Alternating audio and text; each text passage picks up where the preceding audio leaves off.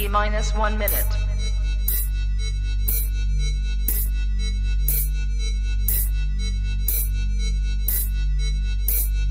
T minus 50 seconds.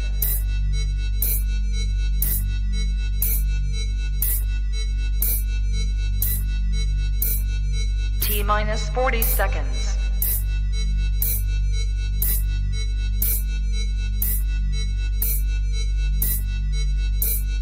T minus 30 seconds.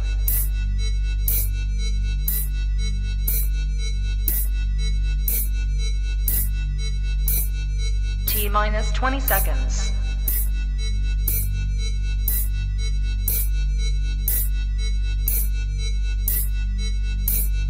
Ten, 9, 8, 7, 6, 5, 4, 3, 2, 1. Public service announcement. I need all my Titan fans to come on down. Grab you some popcorn, grab you a drink. Titans Colosseum in the building. Yeah, not, boy, I'm in the game. Still ballin' out, never change. I be reppin' my hometown for the whole city, really knew my name. Boss talk, I don't do favors. Yeah, we signing deals with the top players. We just started this lifestyle. We be having all kind of haters. I'm a madman, they better come get me. Wanna box me in, but I'm too shifty. If they come at me sideways, I'ma stiff on me like Derrick Henry. Now listen, we're not the same. EA Sports, boy, I'm in the game. I be reppin' my city, dog. Got a tight logo hanging on the chain. Big money, big moves. New stadium on the way. Nashville, we hold it down. We the one team that you don't wanna play. They be trying to talk down on us. I just laugh at them and I walk away. I don't tolerate disrespect. Might shoot a fade, penny hard away. Big money, big moves. New stadium on the way. Nashville, we hold it down. We the one team that you don't wanna play. We be putting in the hard work, so we coming in with all kind of skill. I be living in the end zone. My finger roll like Tannehill. What's poppin'?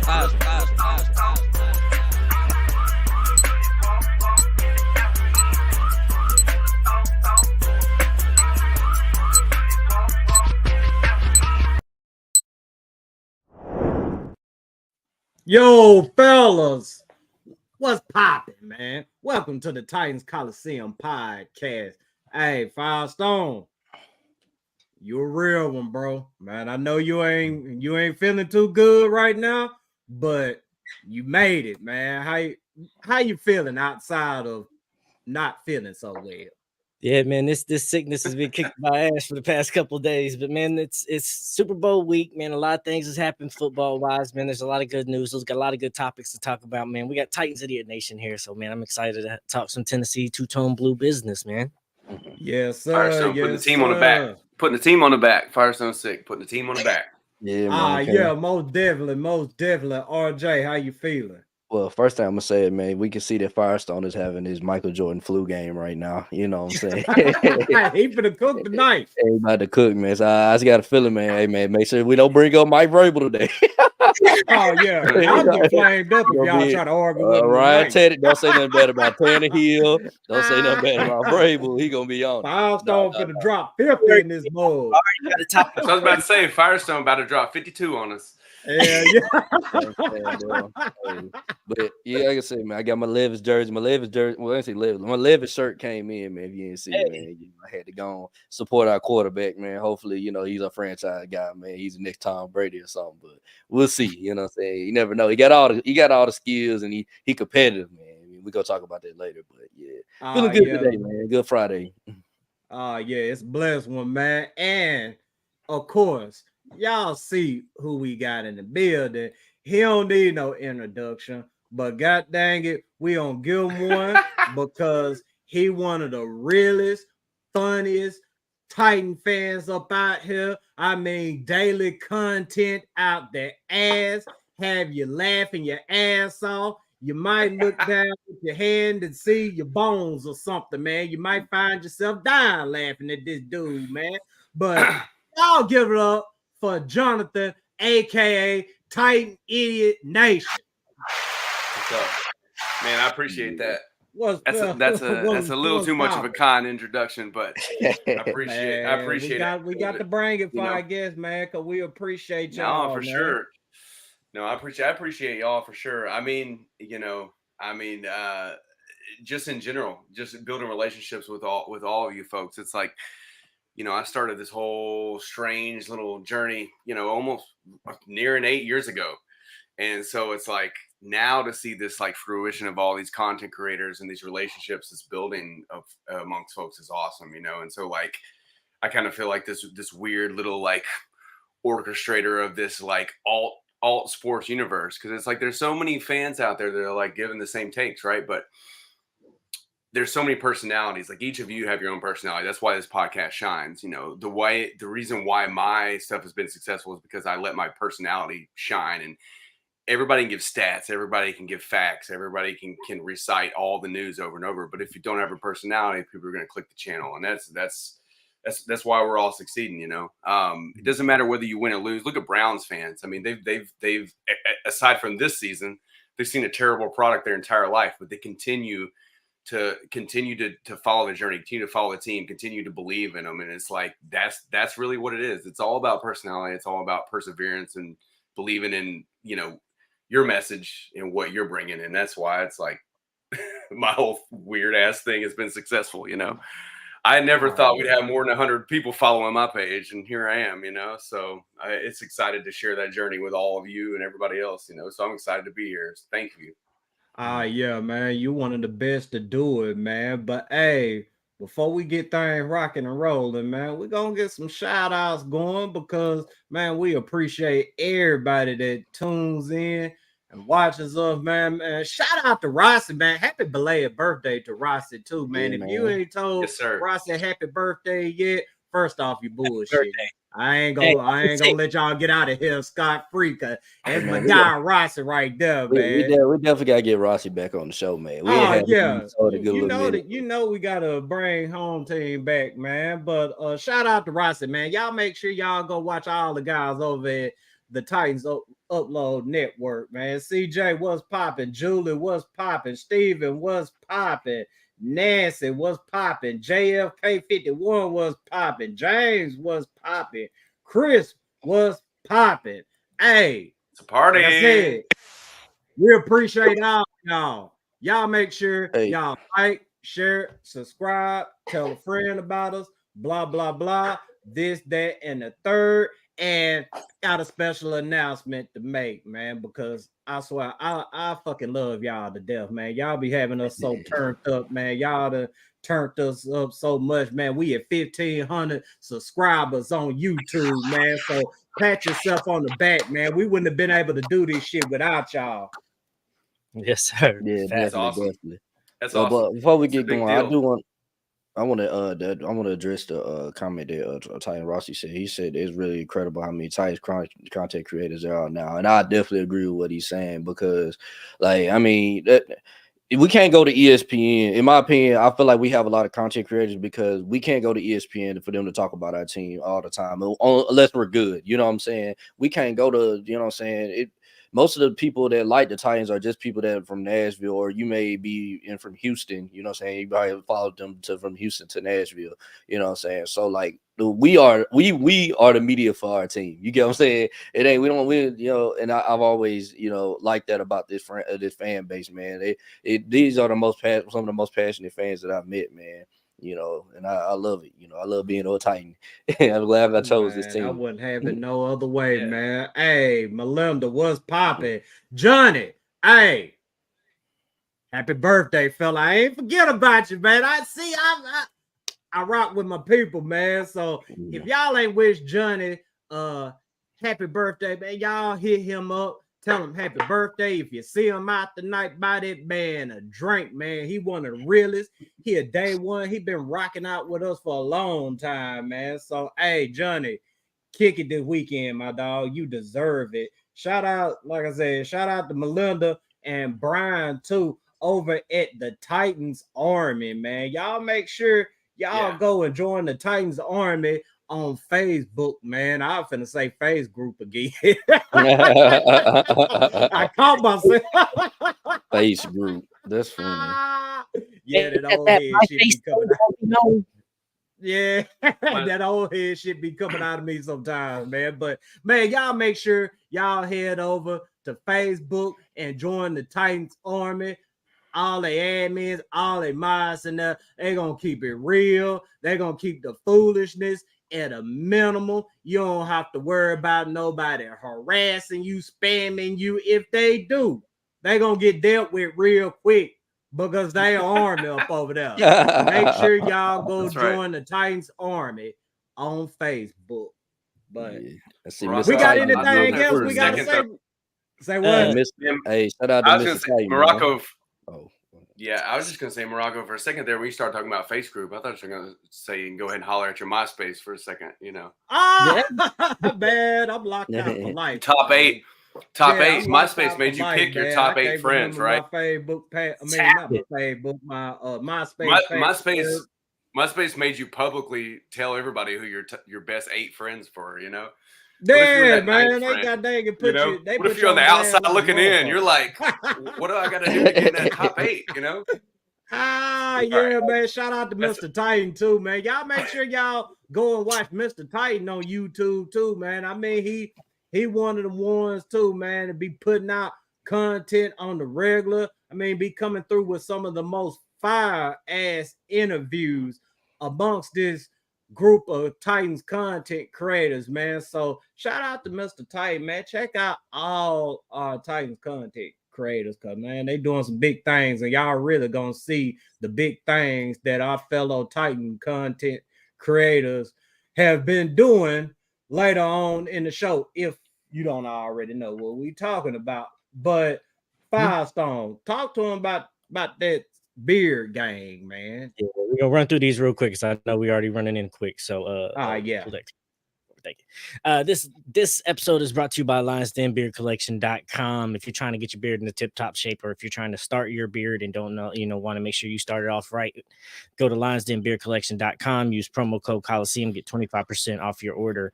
This episode is also brought to you by SunnySmilesCoffee.com. Premium, freshly roasted coffee. Some of the best coffee I've ever had. There is so many different blends for you to try. They have capsules as well as tea for you. So do that as well. So check out SunnySmilesCoffee.com and free shipping on all your U.S. orders. Also, we are on all audio platforms for the podcast now. So Spotify, Apple Podcasts, Amazon, iHeart. You can catch us that way when you're at work. If you wasn't able to catch us live on YouTube, you can hear us on the podcast, on your streaming apps, wherever you find your podcast. And you can listen to us while you're at work as well. So make sure you check us out on all your audio podcast platforms. We got a super chat, man. Shout out to Sports Tackler, man. Sports Tackler always coming through here, blessing us. Hey, Thank you. We appreciate you very much. Brock Bowers at 7 ain't the move. Take night. Hey, we're going to get to that in a second. But we're going to get to that. We're going to get to that. I'm going to clap it up for that comment right there, man. We got to set some people straight about this shit right here. But, fellas, y'all ready to get this thing rocking and rolling? I know damn sure y'all is. Yes, sir. Yeah, I'm ready. Hell yeah. Oh yeah, let's get it popping in, because of course we got the Super Bowl on Sunday.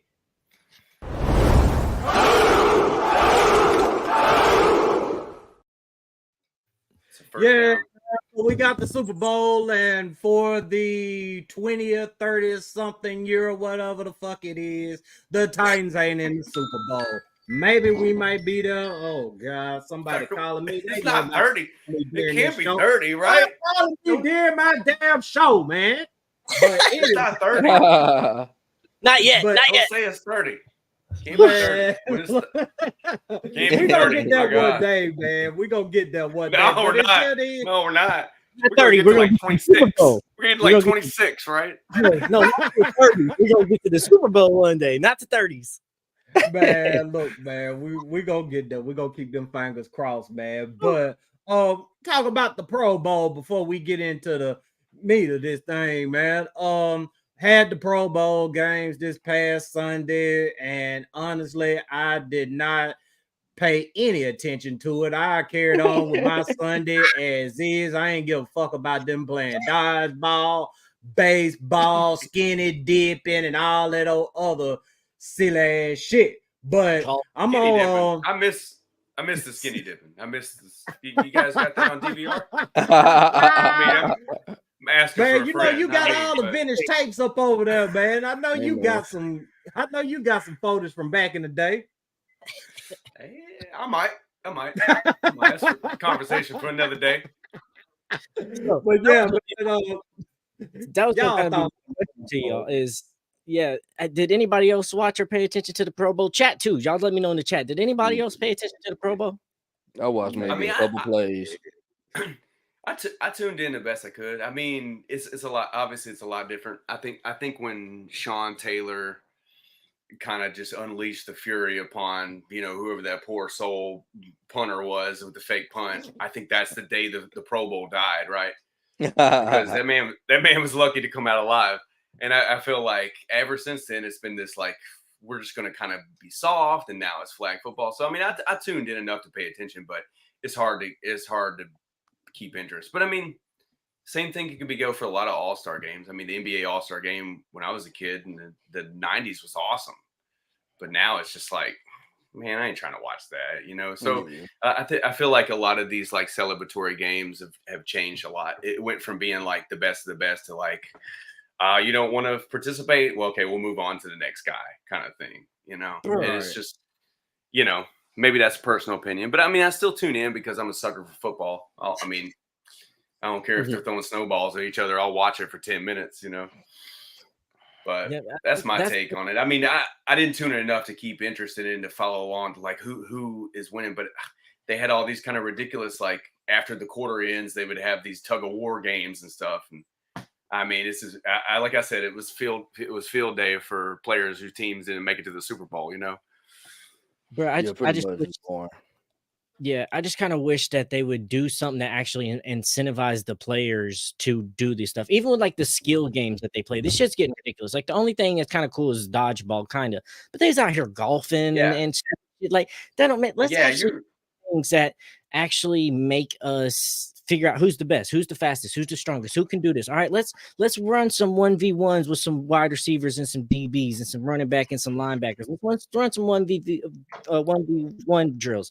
Let's sit there and do squats. Could you imagine what it would be like Saquon, Nick Chubb, and Aaron Donald sitting there, see who can squat the most and do all this stuff? Like, granted, Nick Chubb, but you actually out here and give these players something to actually incentivize about. Bro, can you imagine if they had a course there like they used to have with sports science, and you got the little dummy out there and you let running backs go out there stiff arm and we can see who actually has the strongest stiff arm? Like shit that actually gave you bragging rights throughout the year that made who the fastest. Put some crash test dummies out there and let Miles Garrett rip their heads off.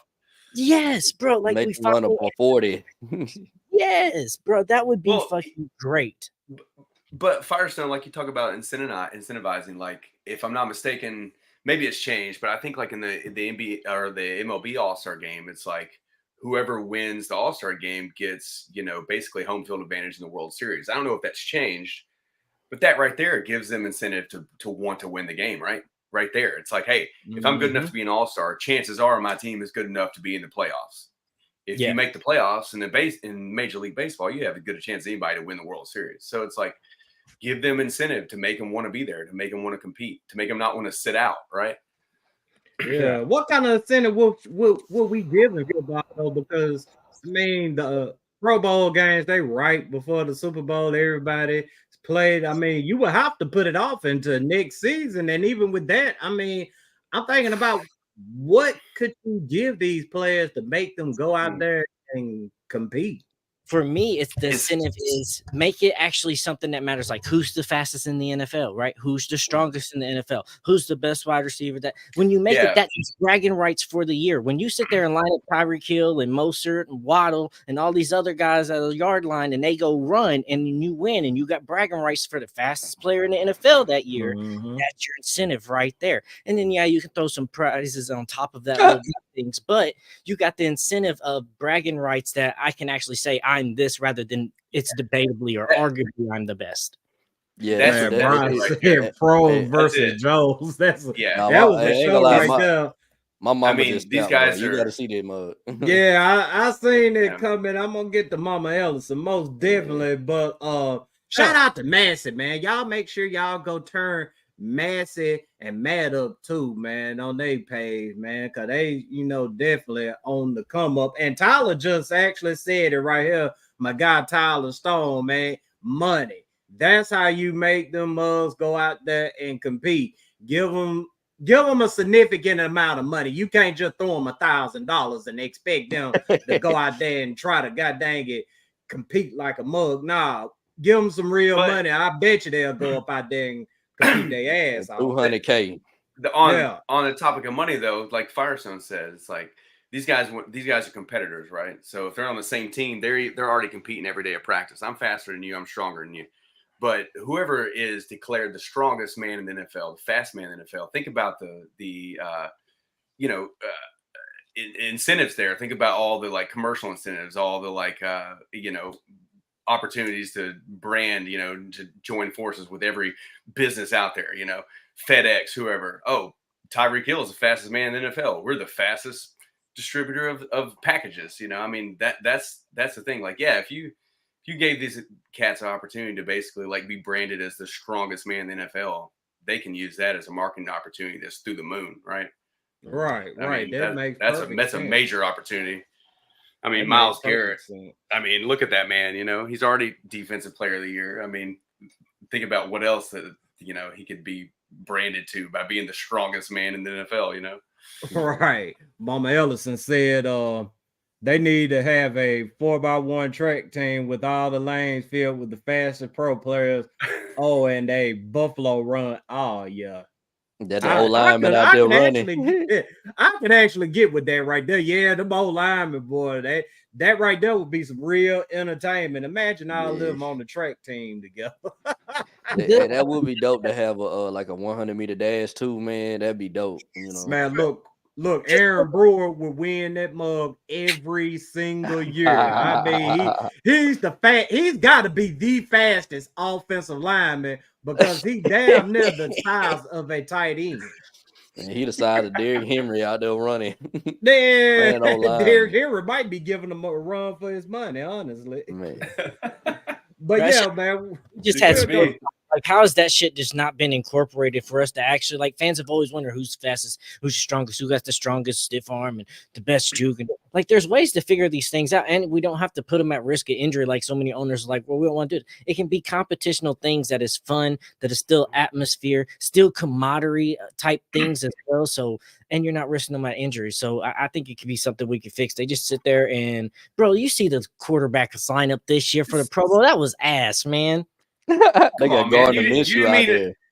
Yeah, you mean to tell me Minshew versus Geno Smith is not upper echelon, bro, QB competition? Yeah, I'm done taking Pro Bowl serious. That's why I ain't even waste my time with it, man. But we're gonna go ahead and keep this thing rocking and rolling because we got a bunch of shit that we got to get to tonight. Some real shit we got to get to tonight. Not saying the Pro Bowl isn't anything real because we appreciate our Pro Bowler Derrick Henry, but we ain't watching that dodgeball shit, man. Y'all got to pay the players, give them a reason to go out there and compete. But NFL honors and winners recap. I mean, I ain't have a problem with anybody that won a award yesterday. I mean, I thought everybody that should have won. I mean, maybe you could debate about the coach of the year. Kevin's I ain't finna slaughter that man's name, but the Browns head coach. You could argue about Stefanski. Yeah, you could probably argue about that right there, but still, though, I mean, look at what the Browns went through this year. I mean, they lost their star running back, they lost their quarterback, they had all kinds of injuries throughout the year, but yet they still found themselves in the playoffs. I mean, the Browns definitely wasn't an easy out by any means this season. The Titans know that firsthand. And I'm going to start it off with Firestone, man. Your thoughts on the NFL honors winners? Bro, I kind of think that coach of the year should have went to D'Amico. As much as I'm a Titans fan, there were so many things that you did different than Kevin. Like, I get it. He was playing with the fourth QB, but your fourth QB was Joe Flacco. Okay. It's not like you was out here playing with like PJ Ponder or somebody. You was playing with Joe Flacco who's already won a Super Bowl. Okay. So that to me is like, D'Amico went from last to first made it to playoffs, and not only to the playoffs with a rookie QB, and then the foundation of his defense with the rookie as well with Will Anderson, and both of those winning rookie of the year for offense and defense. It just seems like what he did as a coach was better than what Kevin Stefanski did, and I just didn't get that one. Another one for me was MVP. I'm sorry, but I just don't think Lamar's the MVP of this league until he can prove he can actually make it somewhere in a playoff game rather than losing the moments. Like that Kansas City game, he just disappeared, bro. He didn't show up. He didn't perform. He wasn't the QB we expect you to be at an MVP tier when we give you that award, and you constantly go ghost in the playoffs and don't show up and don't win, and that's our biggest question mark. We're trying to still figure out if you're a franchise QB with how you handle the playoffs, and we give you the MVP. For me, MVP was more of a Tyreek Hill or Christian McCaffrey type of situation. They're never gonna give it to a non-quarterback no more. But we saw that whole thing's changed for sure. Yeah, because when we played Miami, they was doing good. Once Tyreek went out the game, them motherfuckers looked lost. That's an MVP to me, right? When your team absolutely needs you to actually thrive and survive, that's an MVP to me. So yeah, when you're 80% of the offense, you are. Yeah, I was about to say everybody in the like the MVP, all these awards that's coming out, these are regular season awards. Yeah, it isn't about the playoff performances.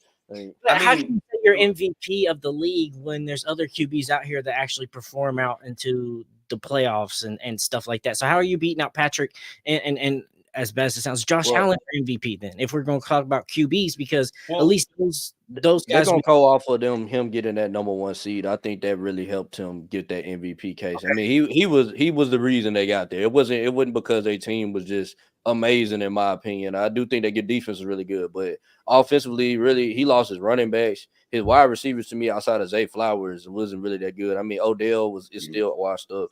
I think, and then most of the time, his running, man, his running just be taking over games, and that's why he didn't make it to the Super Bowl, because he stopped runing.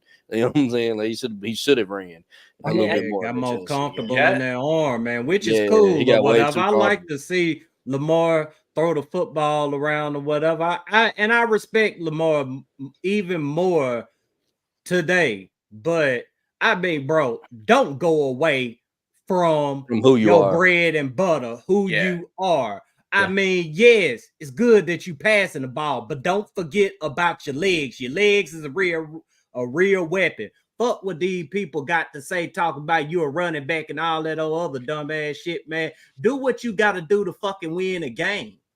Facts, bro. Yeah, I agree there. Like I have, of course, I mean, he's a rat bird. You know, we always hate rat birds, but you got to give respect's due. But to say, like, it's hard on the basis of MVP. I see regular season, see what he did. I see he did just enough to kind of make sure his team won every game. He was pretty much the reason why they won every game. But I also see where Firestone's coming from for sure, because, I mean, going back, I mean, I'm an Auburn fan. I've been vocal about that. You know, Cam Newton may be a nutcase these days, but if you look at Lamar's season this year, Cam Newton averaged that for eight seasons in a row. You know what I mean? And I'm kind of like, does that mean Cam Newton should have won eight MVPs? No, not at all. But for this season, the way it played out, Lamar Jackson and Josh Allen, it was kind of back and forth, right? And the way the cards fell, it kind of leaned towards Lamar. So I kind of see both sides of it. It's hard for me to say that he didn't deserve it by any means, but when the ship went down, which is Mark Andrews, because their offense runs through Mark Andrews and Lamar Jackson, he was able to keep it afloat. And I don't think maybe some other quarterbacks would have been able to do that. And maybe that's the deciding factor there. But to me, it's like when you look at his numbers, nothing pops out other than the fact that, like, they didn't lose the games. Yeah. It's hard for me to be like his numbers totally just demolished everybody, because they didn't. Because like I said, if you really look at Cam Newton's numbers, he averaged that. And this was both Lamar Jackson's MVP seasons, Cam Newton, and that was like his career. So it's just kind of hard for me to like jump back and kind of take one side or the other, because I see both sides of it. But I mean, I think he's deserving of it. But I think if he lost 3 games, he doesn't get it. Like, there's no way, like, at all. You know, like if he lost 3 games and put up the same numbers, he doesn't get it. Yeah, because like I'm a fan of Lamar and everything like that, but it was just like, for me, when I think MVP, I think of, okay, that's the guy that's definitely going to lead their team to a Super Bowl. And I think MVP, and that's the biggest question mark we have for Lamar, is like, can he? He's talented. He can run. Boy, he can throw. He's very talented and athletic. But can he actually break that glass ceiling and take them to the promised land and win a Super Bowl? So that's why I just have the issues with Lamar, and I guess in regular season, but that still matters to me in my thought process of who MVP is of the league, because there's other guys that I know can take their teams to that Super Bowl over Lamar when I still question that.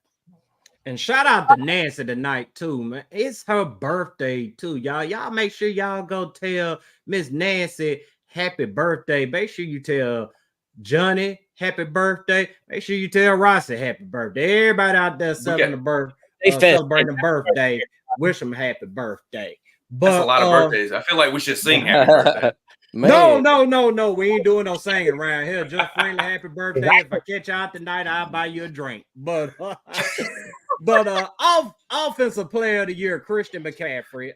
Y'all got a problem with Christian McCaffrey winning offensive player of the year? I don't. I think that was a good pick. And you know what I'm saying?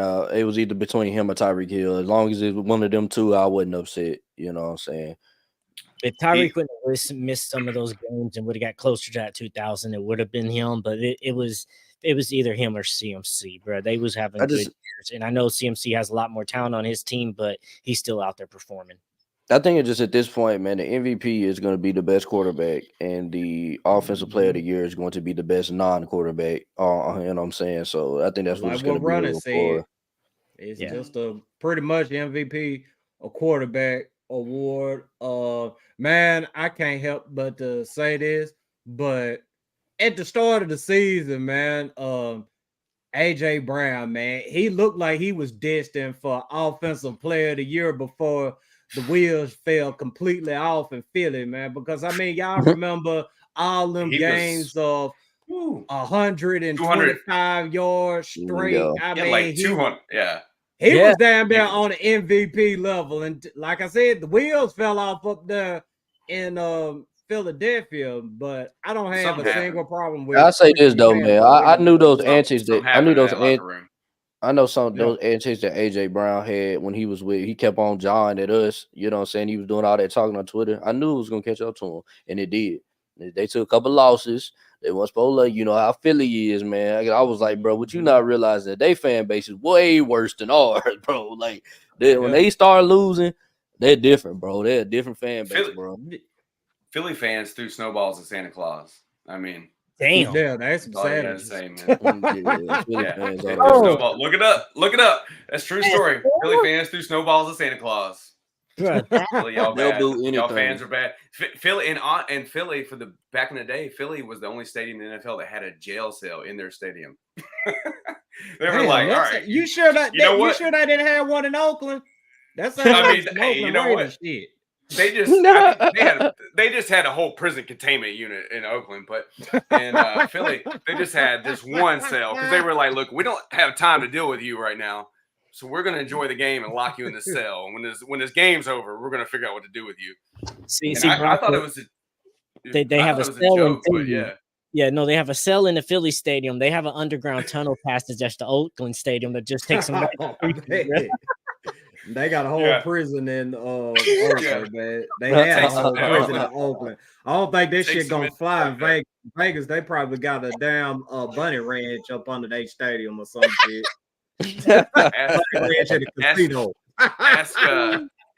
Ask Jimmy Garoppolo. He'll know. Jimmy Garoppolo will know. Yeah, most definitely. Let's move over to the defensive side of the ball. Defensive player of the year, Myles Garrett. Y'all got a problem with Myles Garrett winning it? I mean, I don't. I think if TJ stayed on the field, he wins it, but he didn't stay on the field. And that's I said it all year, man. It man, Myles Garrett remind me of Lawrence Taylor, man. He's been playing on that level, dude. You can't block that man. Like, I don't know what it is. Triple team still ripping your head off. Bro, the only thing I want to see from Myles next year is like you could tell sometimes this year because he was playing at another level. So if he was getting blocked, he allowed people to block him. And that's what you could tell a lot of things. There was when he wanted to be, he was unblockable. And next year, I just want to see him turn that up to another phase because he could have wreaked havoc a lot more. And I think he took some plays off in some situations to try to conserve energy for the playoffs, maybe. But, bro, you got to go out there and get some shit handled and get some shit done. But, man, Myles Garrett's out there doing work. If JJ would have stayed on the field, or if TJ would have stayed on the field, I think he would have got it kind of like the Tyreek situation as well. But, man, both of them was wrecking havoc this year with the sacks. Yeah. Man. They was definitely turned up, man. But let's move on to the actual game, the Super Bowl, man. Because I mean, shoot, that's what we here for. Even though the Titans ain't in it, we gonna watch that Super Bowl with the Kansas City Chiefs and the San Francisco 49ers. And the question I want to throw out there to y'all, and I'm gonna start this one off with RJ, is what will this game do for Mahomes' legacy, win or lose? I think it's at this point, man, if Mahomes is in the top 5 quarterback in the league, I mean, of all time, bro, I think this game here was to go ahead and solidify that, man. Because, I mean, outside of Tom Brady, I don't think anybody's had this much success so early in their career as Mahomes, man. And I said it before the playoffs. I mean, I said it right before the playoffs started. I said, I think the Chiefs going to probably go to the Super Bowl, man. I was like, I like their defense, man. Their defense is going to be the difference somewhat, because Patrick Mahomes ain't never had no defense like this. You know what I'm saying? So everybody was too busy looking at the receivers and receivers dropping balls. And I said, look, they can run the ball. They can throw it to Travis Kelce when they need to. And the receiver they're gonna step up in the playoffs, man. They not gonna just be dropping everything, man. Like, you know what I'm saying? But you see that boy Rice. Yeah, Rice was like a different player. You know what I'm saying? The Chiefs, man, they got their championship DNA, man. When this time come play all time, they're a different team, man. You know what I'm saying? Everybody's like, oh, but they gotta go to people's house. Like, they don't care. You know what I'm saying? They don't care. But I mean, if I had to choose, I'm not betting against Mahomes, dog. I'm sorry, I can't do it. Now I know the 49ers are a great team, they elite, bro. But for what I've seen from Brock Purdy in these playoffs, man, he made good throws, he made some good plays. But bro, he be having them plays that you can't have against that boy, man. You can't have against Mahomes. You can't be throwing interceptions. You can't be missing people wide open, throwing it into the defender and it bounce up and you bail you out. Like, nah, you can't do that against them, man. I'm telling you, you can't do it against Mahomes. Yeah, man, most definitely, man. For me, man, I think this game right here, it doesn't hurt Mahomes' legacy at all if he loses this game. But if he win this game, man, look, man, you're going to have to put that man up there with the greatest. I mean, I would even go so far as to say, man, greater than Peyton Manning. Because let's keep it real. Peyton Manning, with all them stats or whatever, he won 2 Super Bowls. And the second Super Bowl, they had to tote him to that motherfucker. But Mahomes out here popping. Say what? Peyton Manning was 13-12 in the playoffs. Yeah, that right there ought to tell you something. He's already Mahomes already has more playoff wins than Peyton. Yeah, I'm not knocking Peyton. I'm just saying.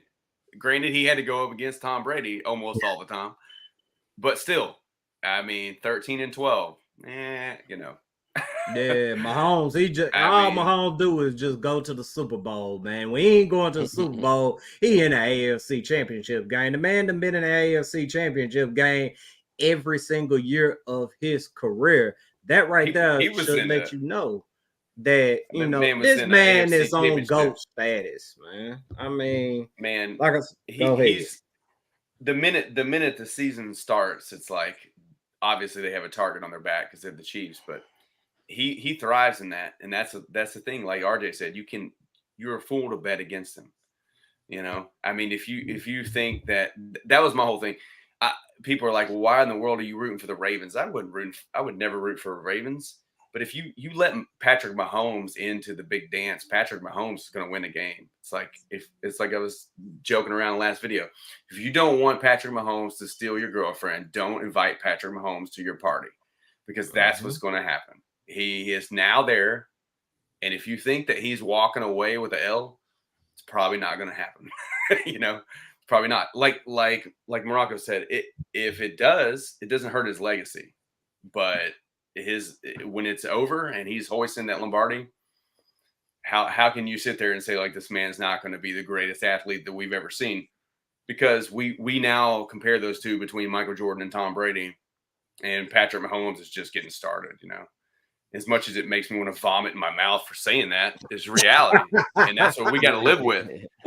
I got a quick question: Has anybody ever three-peated in the NFL? Because I mean, I'm just letting y'all know. The Buffalo Bills did in a multiverse. They did in a multiverse. In reality, they lost 3 in a row. But in another universe, they're the greatest team that's ever lived.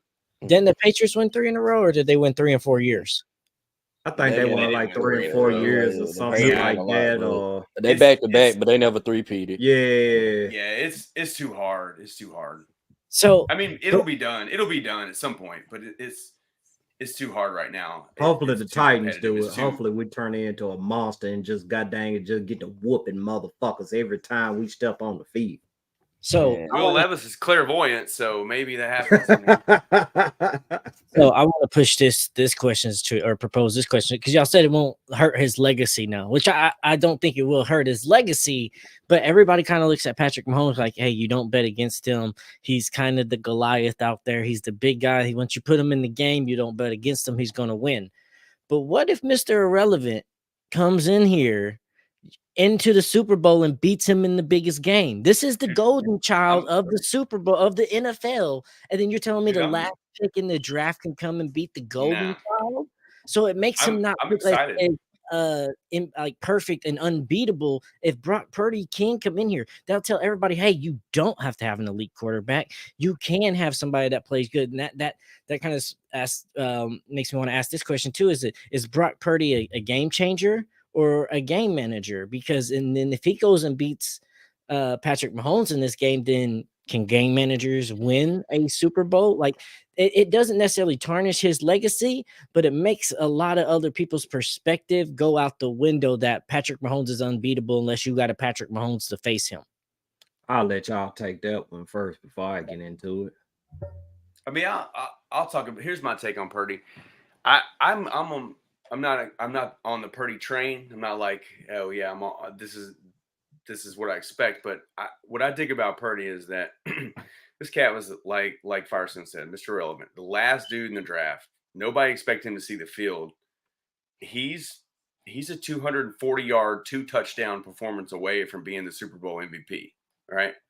That's a story that I feel as a football fan anybody can get behind, unless you're just a Chiefs fan or Raiders fan or Chargers fan, probably, even a Titans fan, maybe to some degree, but it's hard to like hate against that. But my thing is, I feel like he gets unfairly criticized. Like, he didn't ask to be drafted the last pick of the draft.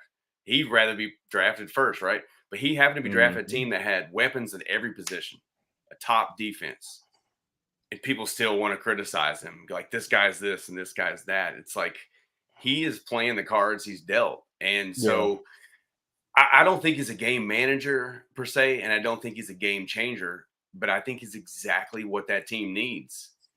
And if Mr. Irrelevant wins the Super Bowl, that's a hard story to not love, right? It's a hard story to not love. And I'm behind it 100%. Every team I root for loses, so I'm rooting for the Chiefs, so I get to see that storyline. So hopefully we get to see Mr. Irrelevant hoist the Lombardi, because I am rooting for the Chiefs. So can you root against the Titans every week? Man. Still for the other team. I feel like there are many times in my life I feel like I am the direct problem of why we are losing. And I try to find remedies for that, RJ. Every day of my life I do. It just doesn't work out. I will say this, though. I do think that Brock Purdy is a game manager, and there's nothing wrong with it. There's nothing wrong with it. Now, I think that you can win a Super Bowl with game managers. I think somebody posted a comment right here. I click on it. He said game managers can win, and I agree. A game manager can win. You just need an elite, either something elite else elite on that team. And I think the 49ers as a team is an elite team. They can do anything. They can run the ball on you all day. They can throw on you all day. They got an elite defense. You know what I'm saying? Like, they got the elite weapons to deal with the game managing quarterback. You know what I'm saying? Granted, I will say this though, that Brock Purdy do step up when the game is on the line, and that's another thing I do like about him. He has that trait. He's a game manager that steps up when he needs to. You know what I'm saying? And that's what I wanted from Tannehill in those playoff performances, man. He would do it in the regular season, but come playoff time, it just felt like Tannehill didn't want to step up when we needed him to step up to, get a first down. We need to, or throw a pass and, what I'm saying, in a tight window to get us a first down to keep a drive alive, what I'm saying, to get us a dub. And I feel like Brock Purdy does that. And that's how they got to the Super Bowl because, granted, the other teams were doing dumb shit, but granted, that they was, Brock Purdy made them plays in that Lions game, man. They got them to their Super Bowl, man. I'll commend him for that, Yeah, because 100%. He steps up when he needs to, and that's the thing that I like about Purdy. He is a game manager. He's not the guy trying to overplay his role. All right, when you need me to step up, I'm gonna step up. But if you don't need me to step up and you just need me to get the ball to our playmakers, I'm gonna get the ball to the playmakers, and that's exactly just what you need from a quarterback to be able to win these types of games. And I think it's Patrick Mahomes makes so many things look so easy to be done that everybody now thinks you got to have a Patrick Mahomes to go out here and win a game where you don't. Dan Marino at the time was one of the best QBs at that time and never won a Super Bowl. So you can have great QBs and still never win Super Bowls, and you can have mediocre QBs, the Carson Wentz, Nick Foles, and win Super Bowl. So you just, like RJ says, you got to make sure you got talent around them, and 49ers are stacked with talent. Yeah. Right. I'll say like, oh, go ahead, Marako. Yeah, I'll say this about Brock Purdy. He's most definitely a game manager, but people need to get it out of their heads that a game manager is a bad thing, especially with Mr. Irrelevant in his second year in the NFL. If he's a game manager, if he's able to go out there and keep a team afloat and take him to a Super Bowl, how is that a bad thing? He's not a first-round draft pick. He's not a second-round draft pick. He's the last fucking draft pick. So people need to stop with this game manager thing, man. Yeah. I mean, a game manager is only a bad thing when it's, a top draft pick, or a guy that you done paid $250 million to, or something like that. He needs to be more than a damn game manager if it's like that. But a guy like Brock Purdy, game manager, man, I'll take that all day. Yeah, I'd say definitely take Brock Purdy. Granted, game managers can win. I felt like there was 2 years. Hell, we almost went to the Super Bowl with a damn game manager. Come on now. Hell, we got the number 1 seed with a game manager. For sure. Yeah.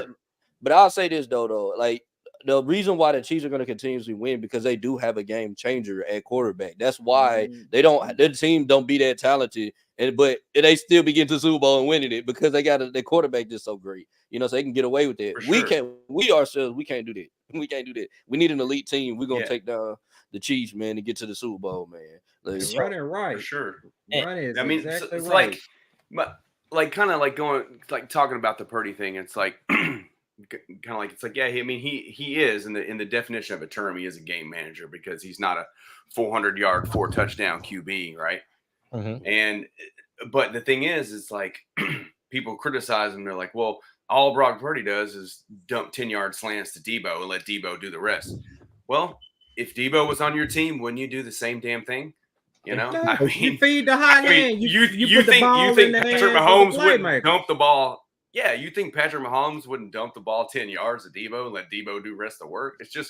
It's like, I feel like people want to just kind of like figure out a way to just discredit him. And it's just like, the dude's winning. That's what it is.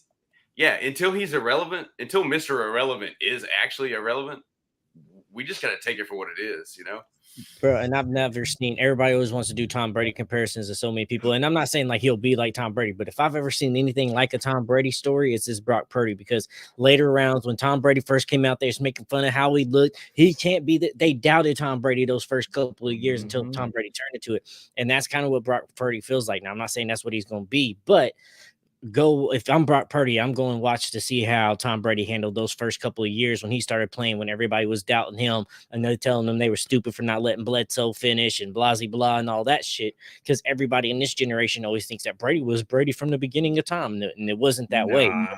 But I have a question too. Do you think if the Chiefs win this Super Bowl, Andy Reid retires as a coach, or do you think he'll come back and continue on? Or do you, I see him retiring. I see Kelsey retiring for the simple fact that Reed ain't got nothing else to prove, man. I mean, he done won his championships. I mean, for a long time, people used to knock Andy Reid about, he can't win the big one. He can't win the big one. But he was, consistently right there in the mix. That's why I can never discredit Andy Reid. And this may be a bit of a hot take or whatnot, and we may be changing courses a little bit. Well, we can still keep it, on subject. But I think Andy Reid is a better head coach than Bill Belichick for the simple fact that Andy hasn't always had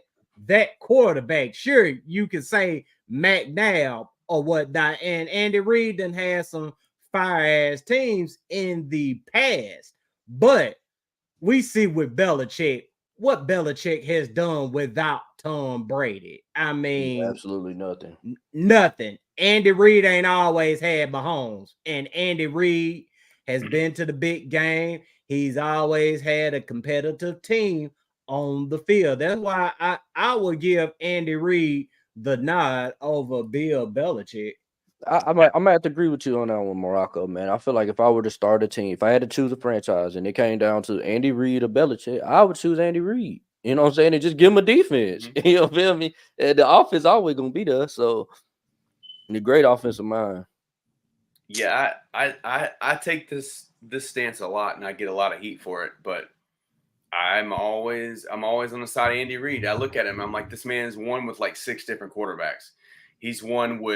I know he's won with McNabb and Vic. I know he won with Kevin Kolb. I know he won with Alex Smith. I know he won with Patrick Mahomes. I know that there has been some backups and second and third strings in between there at some point due to injuries that he's probably won. In the Super Bowl, played the Patriots, who is that not the game where everything broke about them videoing? I know they videoed the Rams, but I thought they videoed the Eagles too. Or was that?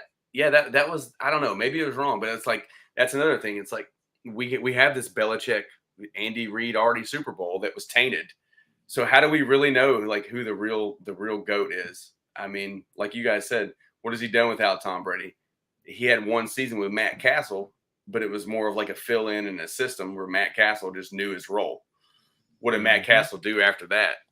Not a damn thing. He went to Kansas City, signed a huge contract, phased out, in 2 years. So, I mean, I've always said Andy Reid's a GOAT. I feel like the guy has proved it over and over with multiple rosters, multiple players, complete changeover.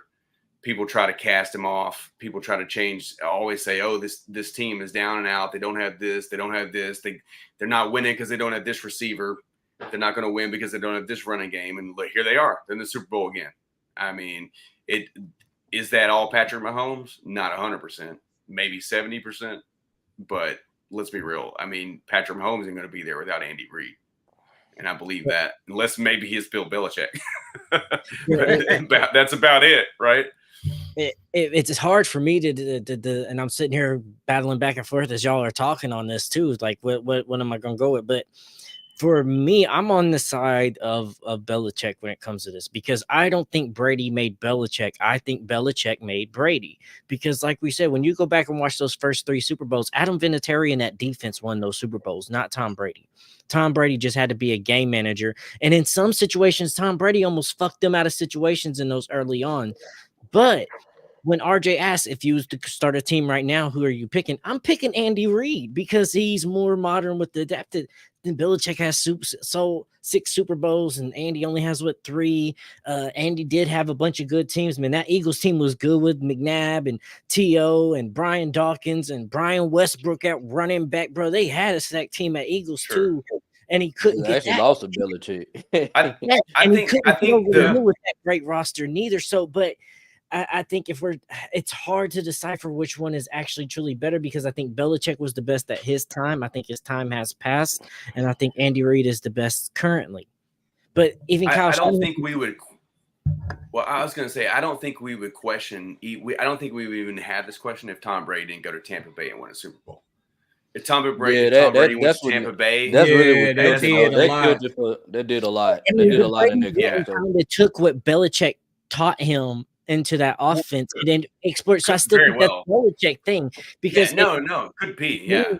I don't think if, if Brady wasn't under Belichick and he had a different coach, would Brady have been anything other than a draft round bust if he would have never got a shot when Bledsoe goes hurt? Because nobody was thinking about putting Brady into the thing. So that's where I think, just like he talked about how Brady and Belichick used to go meetings all the time and this and that. And I think that knowledge of teaching and Belichick having that thought process and being a son of a scout and everything, they sat down and broke down film and they understood. And that was that chemistry of everything that made it work. But I truly believe that Belichick made Brady rather than Brady made Belichick. It just happened that he got him some more Super Bowls in the end as well for him. Yeah, in the end, it could very well be. I can most definitely rock with that. Game predictions, fellas. I think Kansas City gonna win. I can't go against Mahomes. Just like RJ said, I'd never bet against Mahomes. Matter of fact, I may put up about 10,000 on Mahomes in Kansas City. But for me, it just boils down to the quarterback. Who's got the best quarterback? And also, too, the elephant in the room nobody is talking about. Kyle Shanahan in a Super Bowl, because you know that man has a history in the Super Bowl. He's the current day Andy Reid when it comes to Super Bowl. And when I say the current day Andy Reid, I'm not talking about the Andy Reid with Mahomes winning all the damn Super Bowl. I'm talking about the choke artist Andy Reid, the one who got in the big game and always found a way to lose it. I mean, you can look back at 28-3 when he was the offensive coordinator in Atlanta. And you can even look back to the last time the 49ers made the Super Bowl or whatnot. Just, dialing up pass plays when all you got to do is run the freaking football. Like, granted, he dialed up a play to where he had, I forget the guy's name, is on the tip of my tongue, but Jimmy Garoppolo overthrew the motherfucker. Mm-hmm. But Kyle Shanahan, man, in these Super Bowls or whatnot, man, he ain't to be trusted. So that's why I'm running with Kansas City. Oh, who you got, T.I.? Man, like I said before, every team I root for loses. I'm not. This is nothing against Andy Reid, nothing against Patrick Mahomes, Brittany Mahomes, Taylor Swift, Travis Kelce, Jackson Mahomes, you name it. I'm just tired of seeing the Chiefs, man. So I'm going all in on the Chiefs because every team I go all in on loses. So go Chiefs. Go Patrick Mahomes, MVP. Have an 8-touchdown performance, one for the ages, but just fucking lose that game. Why everybody hate Kansas City, man? Yeah, is it Taylor Swift or is it Mahomes? No, it's none of them. If they were in the NFC, I'd probably be okay. But it's just like I'm just tired of it, man. We had him in the AFC Championship. We had him. If Mahomes doesn't scamper for that touchdown at halftime, we win that game. We're in the Super Bowl. We might even win that Super Bowl. I feel like we would have won. I'm still mad about 2019 and 2021 because look at the Rams, man. That shit killed me, bro. That shit killed me, bro. Yeah, that was our year, bro. They didn't want to touch that man like he had COVID. They were just like, ooh, he was bouncing around like he was river dancing. He river danced from like the 50 to the 20 and then did a twirl. And I was just like, is anybody going to tackle this dude? And we lost the game because of that. I'm a firm believer we lost the game at that moment. Yeah, I knew we wasn't going to Super Bowl when he did that shit too, bro. I'm gonna be real. I was like, bro, we ain't going to that shit. Yep. Then if I wouldn't have been in public, I would have threw my drink at the screen. But for some reason, I don't hate the Chiefs because I just felt like in 2019, I just felt like we was a flash of a pan, bro. As much as I love that team, bro, because they fought through all type of adversity that season, had to make a quarterback change, and they got all the way to the AFC Championship. Even then, I didn't think they were gonna go. I didn't think they were gonna go to the Super Bowl, bro. I'm gonna be real. As much as I love that team, bro, I don't think they was ready yet. Now in 2021, I was freaking. I just knew we were going to win it all. We were mature. You know what I'm saying? We battled so much adversity. We went through so much BS that season. Us to not win the damn Super Bowl, and that one hurt the most. That's the most painful season because we was beating teams we was not supposed to beat. We had a fuck ton of injuries, and we somehow got number 1 seed. I thought I was okay. We're winning it all. You know what I'm saying? Man, that walk of shame across the bridge after that playoff game. That walk I couldn't imagine being at that game, bro. I know y'all was sick. I was there. My brother and I were so stoked. If he's watching, shout out Paul. But we were walking across that bridge, and man, I don't think we spoke to each other the whole time. We just heads down. It was just deflated, right? Deflated. Like you said, man, we were primed. All of us thought we were going. From that first play, we were like, "Oh shit!" Yeah, that was a pain. That was the most. Oh, he said 08. Yeah, 08 were rough too. We just couldn't have lost that. Ain't I don't know 21. Good God, I don't know if we'd have beat the Steelers, dog. That Steelers team was great. Even though we beat them in the regular season, bro, that Steelers team was great, bro. Like 21 was just so fucking heartbreakful. Like I said, man, that's the first time I wanted to go to a park at night and just sit by myself, man. I mean, it was that freaking bad, man. But I'm glad we didn't have a podcast going on during this. Man, oh my God, we wouldn't have been able to do it. We wouldn't have been able to do it. Bro, I'll never forget that day, man, because technical difficulties, there would not be a show.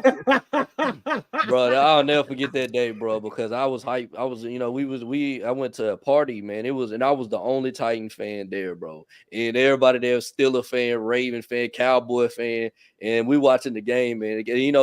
I'm talking, I'm like, we're gonna beat the Bengals, man. We're gonna get to the Super Bowl, bro. I promise y'all. The first play, pick, and I'm sitting with food in hand, like I'm like, what is he? I said, okay, he got it out of him. You know what I'm saying? He got it out of him. Then that's how I started with Tanner here. Yeah, okay. He got the pick out of him, bro. He good. He got it up out of him. Let's roll. Then the second one, you be like, hey man, you need to get it together. But that third one, you be cussing his ass out. You should have heard them, bro. They was like, even after that first pick, they was like, man, I said, Tannehill, he looking suspect today, man. Some dude was like, man, this dude Tannehill suck. I'm like, nah, he don't suck, man. He just up and down. You know what I'm saying? Sometimes he throw a pick, sometimes he come out and throw a touchdown. You never know. You know what I'm saying? And then the second pick happened. He was like, everybody started looking at me like, bro, that when we tipped it, he was like, bro, I told you, bro, Tannehill suck. I was like, nah, bro, we good, bro. I done seen it come through. We came through before. Then the third one, bro, I couldn't defend him, bro. Everybody was getting on his At that point, you're putting At that point, you're putting on a Bengals jersey, being like, "Yeah, fuck Tannehill." I didn't say nothing the rest of that party, bro. I was sitting there like, bro, I'm just gonna go home, bro. I sat in the car, bro. I talked to my homeboy for about 2 hours, bro. Like, dog, like we really blew this season. Man, we done came a long, long way, man. I tell you, man. For us to be able to talk about this shit, man, should tell you how far that we done came since that day right there. Because I tell you, it was awful, man. But y'all ready to get to some two-tone business? Mm-hmm. Yes, sir. Yeah, we done gave y'all an hour worth of, NFL / Super Bowl material. It shows you that we familiar with everything that goes on around the league. We ain't just, Titan fans. We fans of the game. But this the Titans Colosseum Podcast. Fuck everybody else, man. We got to get to our two-tone business. And that's exactly what we're about to do.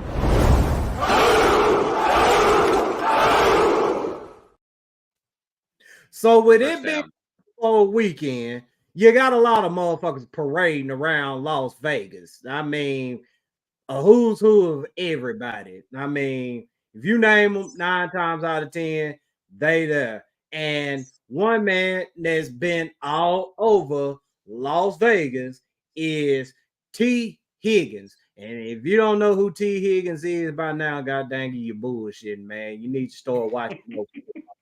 But he's an impending free agent of Tennessee guy.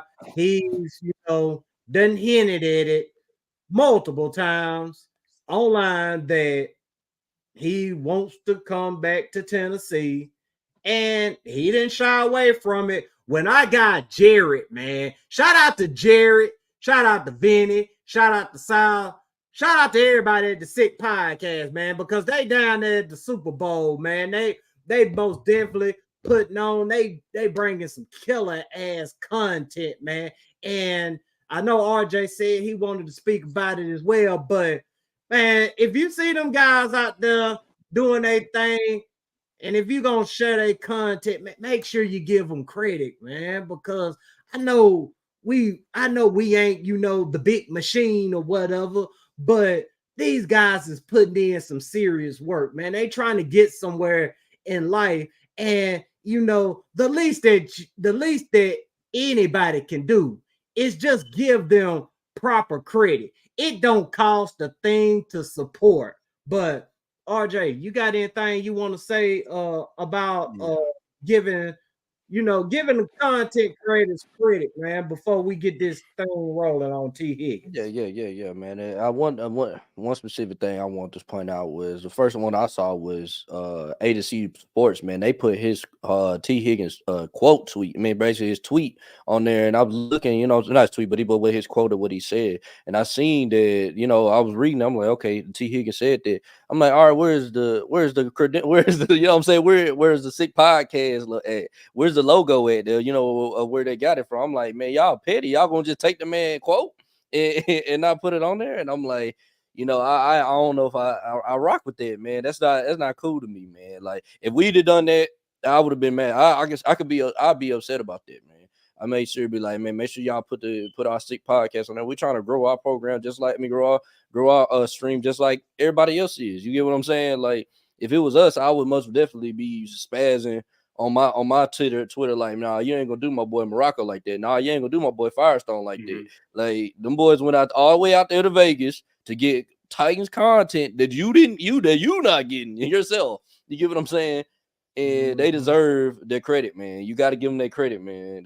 I ain't like that. And I made sure I shouted out what's the name, Jared, man. And I told him, man, y'all killing it out there, man. Keep doing it up, keep it up, man. I love what y'all doing, man. I love y'all podcast. I watch y'all when I'm driving home, man, from work, man, after a long day of driving people all day. So you know what I'm saying? Yeah, that's what it's all about, man. T.I., Firestone, y'all got anything y'all want to add to giving the content creators the proper credit for their work? Man, for sure, I'll hop in there for sure. It took me a long time to really get a foothold and like getting some traction on some stuff. But once I really started getting some stuff going, it's like I really started to see more of my stuff out there with unattributed stuff. And it's never a situation to where I was like, oh, well, hey, I'm chiming in, just, hey, why I'm not attributed or whatever. But I started making note of it, and just paying attention to it and keeping track of it, And next thing you know, it's like once you see some things start to actually go and really, really pick up, and you see some a higher, upper echelon pages sharing stuff. Like, for instance, like RJ said, A to Z sharing, work that the Sick Podcast is out there doing. That really makes you kind of like pay attention to things. And that's what I noticed. Like, when I started seeing some of my stuff getting shared on like Fake Sports Center and, Black Adam Schefter and White Jalen Rose and some of those, all the troll accounts that we all love, it was one of those bittersweet moments where I'm like, well, that's great. That lets me know I made it, but it also lets me know that I got work to do and really making sure that I'm owning my content. And so that's one of the messages that I want to make sure is like, when you create your content, own your content. I'm not saying go out of your way to brand your go like out of your way to brand your content and go just above and beyond, but just make sure that people know where the content is coming from, And so I'm a really firm believer in like making sure that credit is where credit's due. And anytime I have fell into opportunity where I've realized that I haven't give credit to somebody, once I found out who that credit belonged to, I made sure to attribute that. I know there's sometimes where pages share things without knowing where it come from because you're in the heat of the moment and you want to make sure you get the message out more so than the attribution. But, it's equally important. And I agree with RJ on that.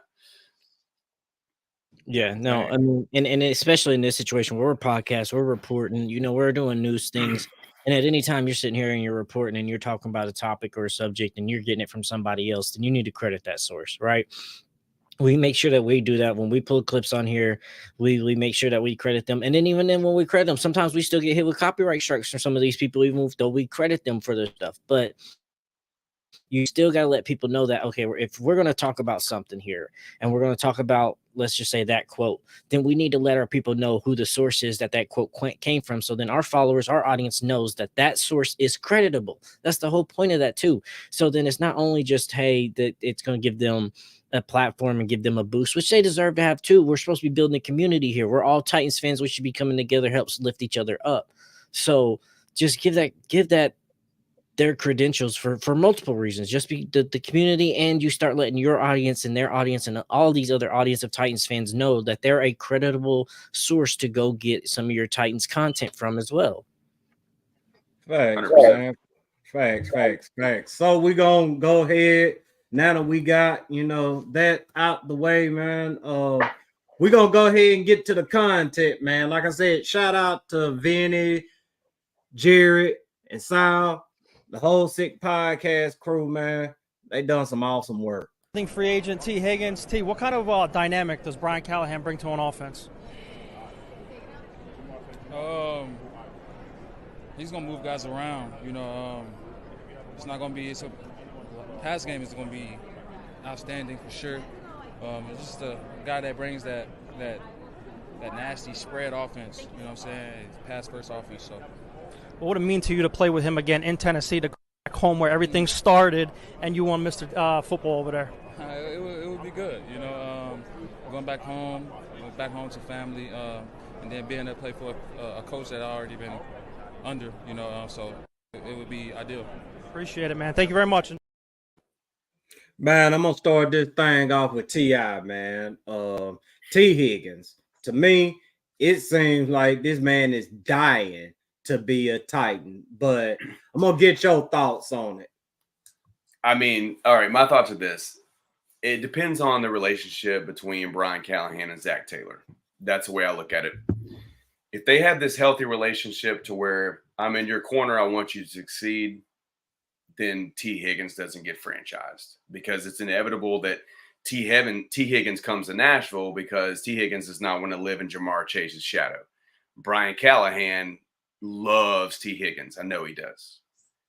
Sometimes I wonder who has the better relationship, the head coach or the offensive coordinator, when it comes to the skill players. So my thing is, as long as T Higgins doesn't get franchised, I'd be willing to bet the house he's a Titan. And I think that's the only thing that keeps him. And I know a lot of people are like, oh, he's injury prone. Oh, he's this. The same damn people said D-Hop's injury prone. I mean, it's a narrative that average NFL fans like to recite. Player plays 17 games a year. They miss 2 of them. They're injury prone, according to an average NFL fan. It's like, literally, it's the toughest sport to play. You have 300-pound humans hitting you every day. You miss 2 games, you're doing pretty damn good, And so, like, I think that's the only thing. I'm all in it. I'm all for it. I think, like, he wants to come home. He wants to be here. Granted, he was put on the spot. He's going to say what we want to hear. But I think deep down he feels that. And I think he would love to shine. I think he would love to learn from D-Hop. I think it's a no-brainer as long as he doesn't get franchised. And that's the only thing I think that keeps that from happening. And the only person that keeps that from happening is Zach Taylor and whatever relationship he has with Brian Callahan. If they have the relationship that they pretend they have, then he does not franchise T Higgins. And he gives Brian Callahan that weapon to take his career off to the next level. Unless he wants to sabotage somebody who claims he loves, then so be it. It's NFL. What have you done for me lately? You're backstabbing people left and right. But that's my take on it. If their relationship is genuine and he doesn't get franchised, then I see him coming to Nashville. Cool. I'm going to play this other clip that we got. And then, Firestone, I'm going to hand it off to you. Your thoughts on what T Higgins had to say, and this time he talked to Jim White.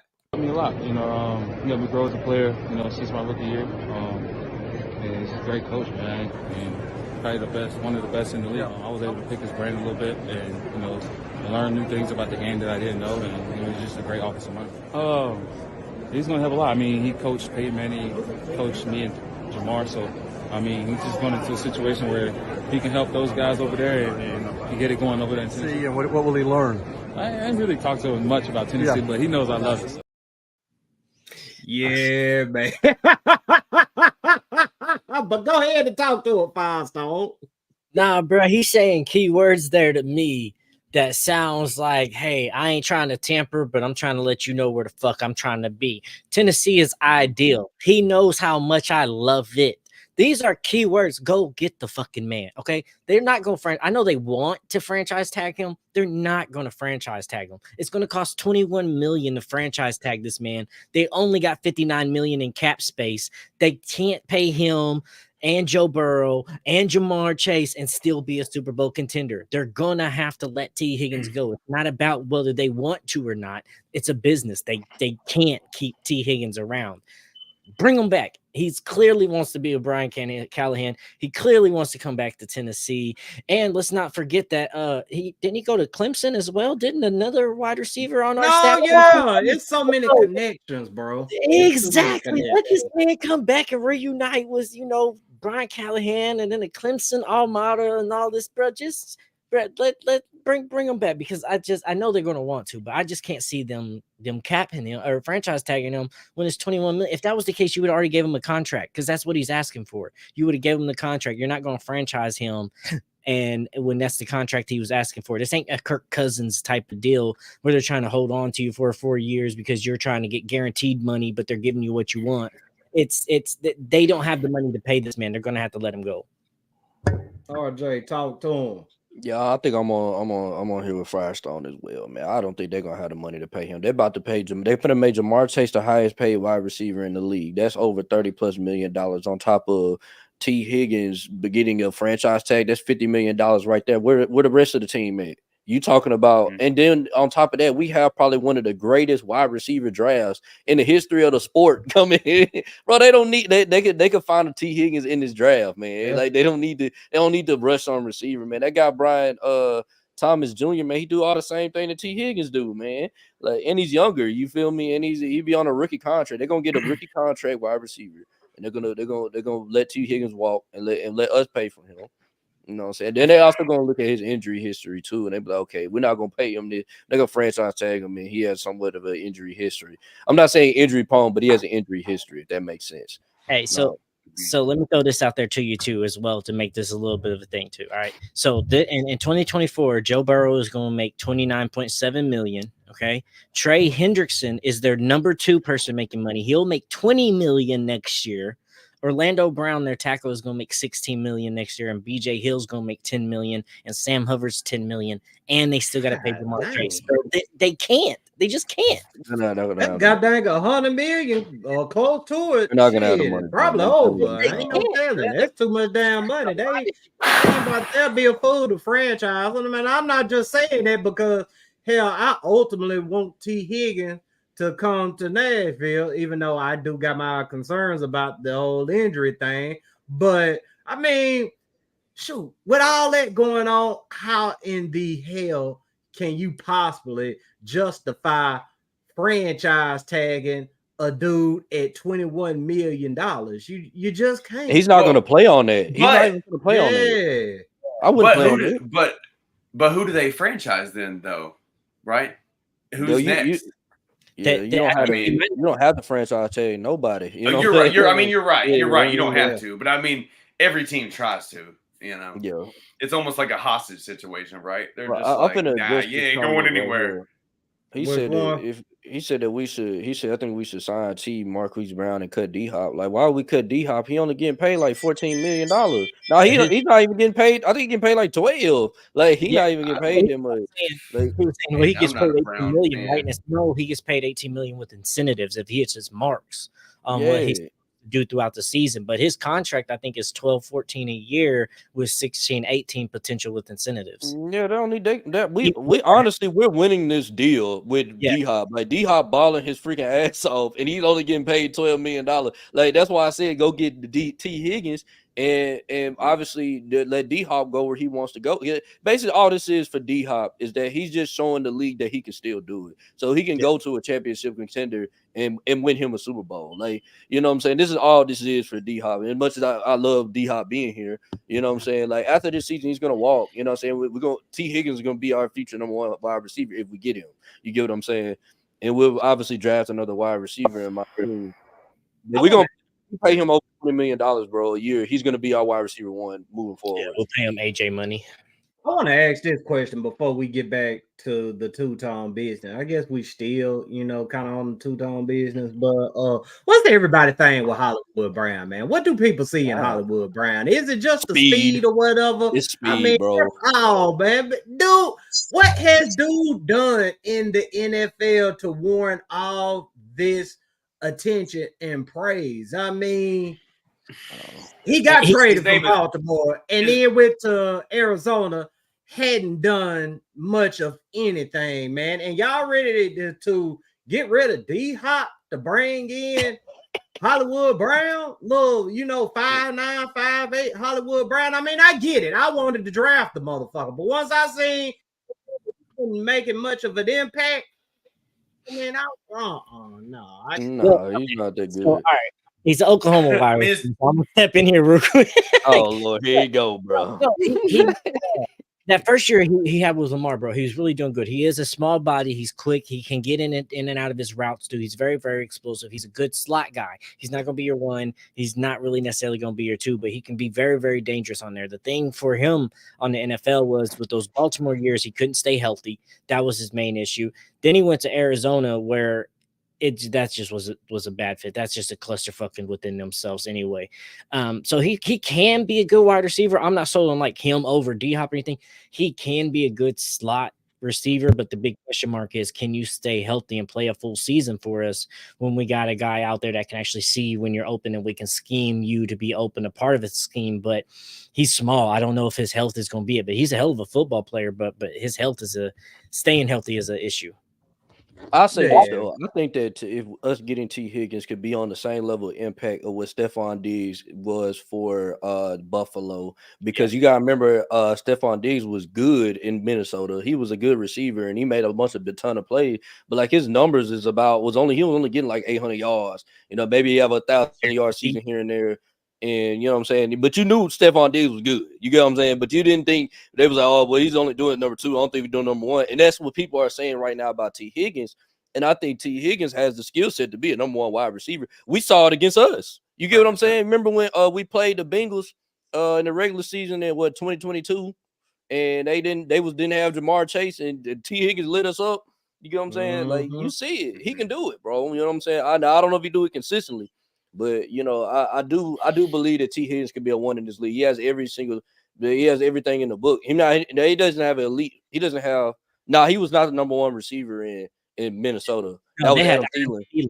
Yeah, they had him and Adam Thielen. He thought he was a number one wide receiver, which he was.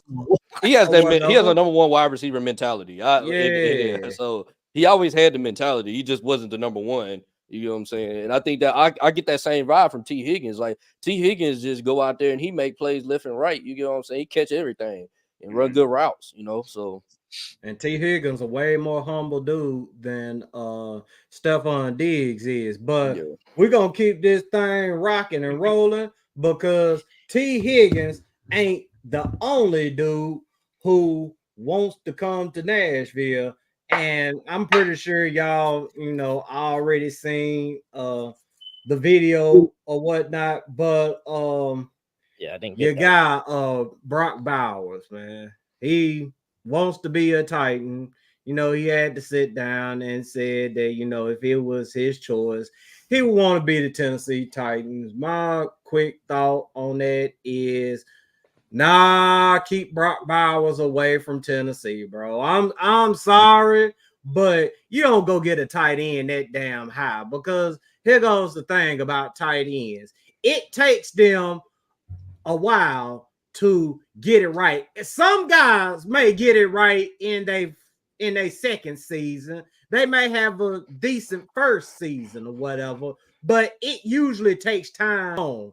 And also, as well, it's not a premium position, and the Titans have real needs at premium positions. You cannot waste a seventh overall draft pick on a tight end. I don't care how much of a generational talent he is. He might be that. It's no kind of shade towards Brock Bowser. I mean, if I'm even saying the motherfucking name right, Brock Bowser. Anyway, you don't give up that high of a draft pick to a tight end. You just can't do it, especially with everything the Titans got going on. All right, let me go on. Let me get this one, man. Let me get this. Go ahead. All right, y'all know, man. Big time SEC guy, man. Big time Tennessee fan. You know what I'm saying? So I got three big rivals, and that's Alabama, Florida, and Georgia. And trust me, I watch a lot of my rivals, man, just because I always got to know what my competition look like. When I tell you this tight end that you guys are speaking on, bro, this is the greatest tight end I have ever seen, bro. Easily, without question. 100%, he plays a position perfect. 100%. He could have played in the NFL his freshman year. That's how good this dude is, bro. He is the third best player in this draft. It goes Marvin Harrison, Caleb Williams, Brock Bowers. Literally. The stuff that I'm seeing in these comments about Brock Bowers is absolutely ridiculous. This dude is unreal. He comes to the Tennessee Titans. He will be our best player from day one.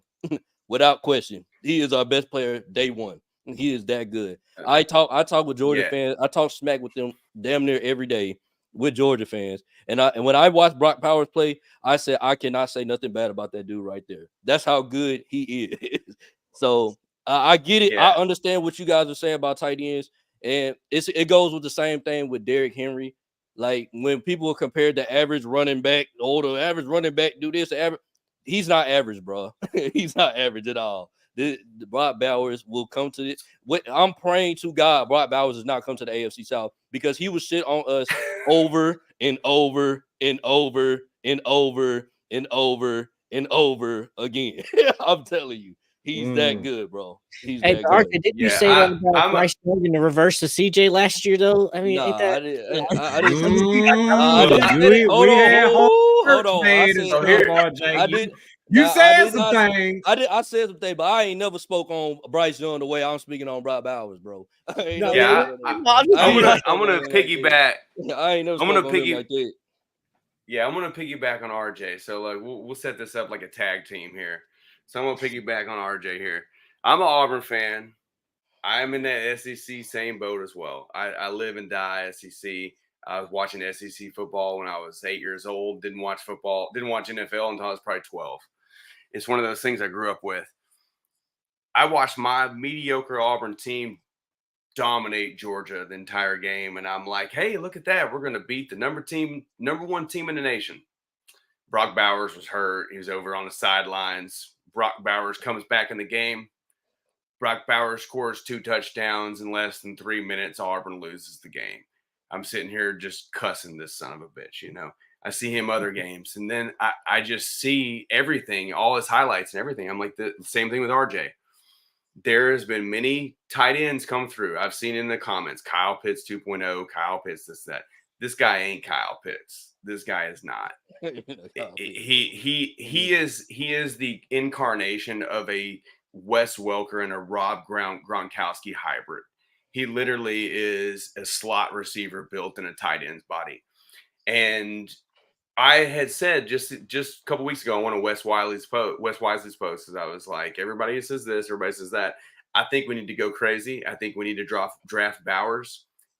Every competitive team in the NFL has a top tight end. And everyone likes to have the argument, well, all of those tight ends were drafted in the 3rd or 4th round. Well, I got news for you. If you redrafted all of those talents based on what you know what they are, you think Travis Kelce isn't a first-round draft pick? You think Mark Andrews isn't a first-round draft pick? You know, you think Sam Laporta isn't a first-round draft pick? You think George Kittle isn't a first-round draft pick? The game has changed. And I'm not saying we can fulfill the need that we have in the line in free agency. we can fulfill the need in wide receiver. But if we pass on Brock Bowers, we are passing on a 10-year generational talent that could be a game changer immediately, not only in the blocking game, safety valve for Levis, immediately confidence builder, and it's something that we can build upon and basically adapt to today's NFL. Am I going to be mad if we take all or Fashu? I don't know how you pronounce his last name. Oh, you know yeah. what? Falu. Hey, tomato. You know, my last name. I'm a Titans idiot. All right, y'all afford me some grace here. But my whole thing is, like I said today on one of my posts, we drafted Michael Roos and David Stewart in 2005. Drafted them in the 2nd and 4th round. Neither of those guys missed a start their entire career. You don't have to put the bank on a first, not only a first round, a top 10 lineman. You don't have to do it. When you're sitting there looking at Neighbors or Bowers or even a Dunzy from Washington, it's hard. It's hard for me. I'm a best available player. I don't care if I'm a fantasy draft or reality draft. I'm going to draft the best possible player available. Look at somebody like the Green Bay Packers. They drafted Aaron Rodgers when Brett Favre was still in his prime. They were just like, this guy's too good. Why in the hell didn't the Niners draft him? And why did he drop here? They drafted him, and he's probably one of the top 5 quarterbacks we've ever seen. You have to draft the best position available. A blue chip player, to me, takes precedent over a skill position. And that's just where I'll stand. Does that mean I'm right or wrong? It doesn't. It just means that that's where my stance is, and I will fight on the mound to defend that. I'll say this though. I'll say this before you get. I'll say this. Now that we got Bill Callahan, I'm okay with going with a high upside left tackle that I feel like he can develop and actually get to his potential because we have Bill Callahan. You get what I'm saying? I'm okay with that. You know what I'm saying? If we got like that Paul guy that everybody keeps mocking in the 2nd round, if we got him, I'll be cool because I know Bill Callahan. If he okay with it, I'm okay with it. You know what I'm saying? Because he know way more about the position I do. You know what I'm saying? More about the position than a lot of people. You know? So I'm cool if we get T Higgins and Brock Bowers and we got DeAndre Hopkins.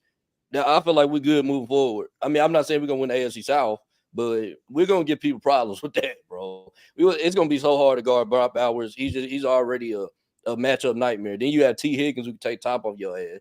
You didn't catch anything, and you got DeAndre Hopkins who's Hopkins. You know, so. No, yeah, I just think go ahead and talk to him. Yeah, for me, I just think it's not the skill position we need at the moment. Like we do need to make a push for something, and it might not have to be tackle, but it's like, bro, we've drafted tight ends the past 2 years, and a majority of the tight ends that are drafted in the 1st round, like maybe this one will work out, but majority of the ones that are drafted in the 1st round turn into bust. Like we don't take, like I think the last tight end we took in the 1st round was Kyle Pitts, and then before that, when was the last time we took one? Dallas Clark, maybe. No, matter of fact, it's rare that tight ends even go 1st round. And I'm actually gonna write about this here soon. But tight ends drafted in the 1st round. Yeah, so I mean, y'all should really look at all the tight ends that have been drafted. And granted, hold on, before we get on Kyle, because I see a lot of people bringing up Kyle Pitts is good, bro. I don't know what everybody they just don't use him right, right? But he hasn't been an impact player for the Falcons. That's the thing. They let him be an impact player though. Like it ain't him. But the fact that they said that this guy was a generational talent, that you just put him on the field and he gets open, and this, like they hyped him up that like basically you didn't need a good coach. This guy is just going to get open. He's going to be that player for you. And he hasn't even been a top 5 tight end in this league, bro. Like he has not performed. And that's all we have to go off of. We don't have any real 1st round picks at tight ends that actually turn out to be legends. Those guys usually come from the 3rd and 4th rounds. The George Kittles, the Travis Kelce, Mark Andrews, like those guys usually do become, because they can fall. Like we know that each position has their different rankings of where you can go find guys, and tight ends and running backs are usually later in those rounds that you can go find guys that are sleepers. So he might be that talent of generation, but man, we got Chigakonkwo, we got Josh Wiley right there. Like we got 2 guys we already need to invest in. we have a huge kiss the mark ball. at wide Another guy receiver. that can't stay healthy. Like, I like Wiley. I do. I like Wiley. I do. Like I do Chig, like too. Wiley and Chig. I'm just. I don't know what happened with Chig with his hands. I'm like, man, went from catching everything to catching like 30% of the passes. But I think it's the whatever into the position. Honestly, want to see gets himself together. I mean, it'll all come together. But I want to read off this list of tight ends that were drafted, and this is recent. I mean, this is the most recent list of tight ends that were drafted in the 4th round. And y'all just tell me, I mean, why we should even invest a 7th overall draft pick in Brock Bowers. Of course, we got Kyle Pitts, who we've been talking about, but TJ Hawkinson, which isn't in Detroit anymore. He's with the Vikings. We got Noah Fant. I don't even think he's in Denver anymore. And if he is, he's not doing much for them. We got Hayden Hurst. He's not in Baltimore anymore. OJ Howard, we already know the deal with that right there. Evan Ingram, of course, we know as talented as he is and had as good as he was with the Jags in his first season, doesn't warrant a 1st round draft pick. This Jacksonville is his 2nd team. David Njoku. I mean, it took a little bit for him to come along, but that's what I'm talking about with tight ends. It takes a little bit for them to come within their own. And the Titans don't have that type of time to sit around and wait on a 7th overall draft pick to come within his own, even though y'all saying Brock Bowers is this generational talent or whatnot. I mean, there's no guarantee that Brock Bowers is going to come in here and, put in serious work. And we got Eric Ebron. Of course, he didn't stick around in Detroit. Detroit has a history of drafting tight ends high too. I mean, in the 1st round. Tyler Eifert from Cincinnati. Jermaine Gresham, Cincinnati. Brandon Pettigrew, Detroit. Dustin Keller, the Jets. I mean, you could just go down the list. I mean, even Greg Olsen, he got drafted by Chicago. He really didn't come on until he got to Carolina. Mm-hmm. That's the reason I can't get on board with the tight end in the top 10. I just can't do it. It won't sit right with me. I'm not saying that I won't support it, but I'm not going to feel good about it if it happens. Yeah, I see where y'all coming from. No, I see where y'all coming from. But at the same time, man, like, it's about their film work, man. It's the film work, bro. If that dude is great, you see the greatness from on the tape, man. Y'all say you can't pass on it. I don't care if we need a freaking quarterback. You know what I'm saying? I mean, this man dominated the best defenses in the entire college football universe every game, and so that's my whole thing. It's like, does a tight end success build upon the fact of like he needs time to develop, or does it build on the relationship with the quarterback? And that's where I feel like we're at. Will Levis having had a full season. He's had 8 games, 9 games? I don't know. Like I think 10 games maybe. And so that's kind of where I'm looking at. We had this opportunity to build this, connection that could be dominant for the next 12 years. Maybe I'm wrong, but I feel like I have never been more sure in taking a chance on something. I feel like taking a lineman at 7. Yeah, I feel like taking a lineman at 7 is still a reach. I feel like it is. I feel like we could still get the same lineman or quality lineman at 15 that we can get at 7. But if the Chargers, I would be surprised to see the Chargers not even take Brock Bowers. The Chargers might take Brock Bowers even before we even have a shot. Yes. And so that's the whole thing. Like this guy is like, team that could take. That would make sense for them because they got so much time everywhere. I guess. I mean, for me, I guess it's just because of that position. It's just like Brock. he's a good talent, but like watching Will Levis throw last year too. How many times did he actually throw to tight ends? I mean, he ain't have Brett Bowers to throw. But I mean, I mean that's there's a yeah. See, I see where he going, but I mean, I just Tariq just said it, man. I'll probably be right there line. Beside you, bro. Eating This peanut my butter and thing jelly with the O-line, bro, and I know it sucks. I mean, it's there, but I do feel like Brian Callahan can get some of the best out of these O-linemen, bro. Like, I don't feel like all these O-linemen just trash, bro. They just don't know how to block. Like, nah, bro. I feel like Bill Callahan gonna bring out the best out of some of these players. Now, so do some of these offensive linemen suck? Yes, they do. I'm not denying it. They do suck. But can they play at a higher level to make themselves not suck as bad? Yes, in my opinion. I just know last year when Will Levis got in trouble. Yeah, I agree with Adam Barton. I just feel like I don't mind getting a lineman later in the draft, a left tackle in the second round at 38 when you have Bill Callahan. If we didn't have Bill Callahan, I would have been with y'all. Hell no, Joe all day. But now that we got him, a real developer. Yeah, my take is we have a better evaluation of talent at that position. So why not rely on that individual to evaluate that talent, you know?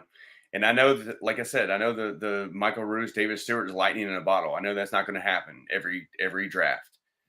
But why can't it? I mean, there's no reason why it can't. I mean, these dudes were second and fourth round picks that like were our staple for a decade plus. We can do it again. We don't have to necessarily pass up the point of a blue chip prospect because we need to fill a hole. You know? No Dillard. But Firestone, no Dillard. No. I'm sorry. If we're keeping Dillard, then we don't need to draft Brock Bowers. Firestone, what was you going to say about the Brock Bowers situation? Yeah, it's just last year when Will Levis got in trouble, where did he seem to throw it to? Where did he seem to look? He seemed to look at D-Hop. He looked at his wide receivers, yeah. He goes wide receivers. There's some QBs that go check down tight ends, but Will Levis ain't one of them. We need to get him a young wide receiver that, like you said, you need to get somebody young that he can build a chemistry with and camaraderie with. Well, we need to get him a wide receiver. That's what I think. I do think we can get some better talent at O-line in the later rounds, but man, if we can make a move with Marvin Harrison Jr., we desperately need to make that move. That will be a great pairing for Will Levis to have, somebody to build with that you can build your trust and camaraderie with. If T Higgins comes, then cool with that. D-Hop there, those people will also help build him up. But just to go tight end, like Chig and Wiley, I believe like we can build them to be what we need them to be and develop them to be great too.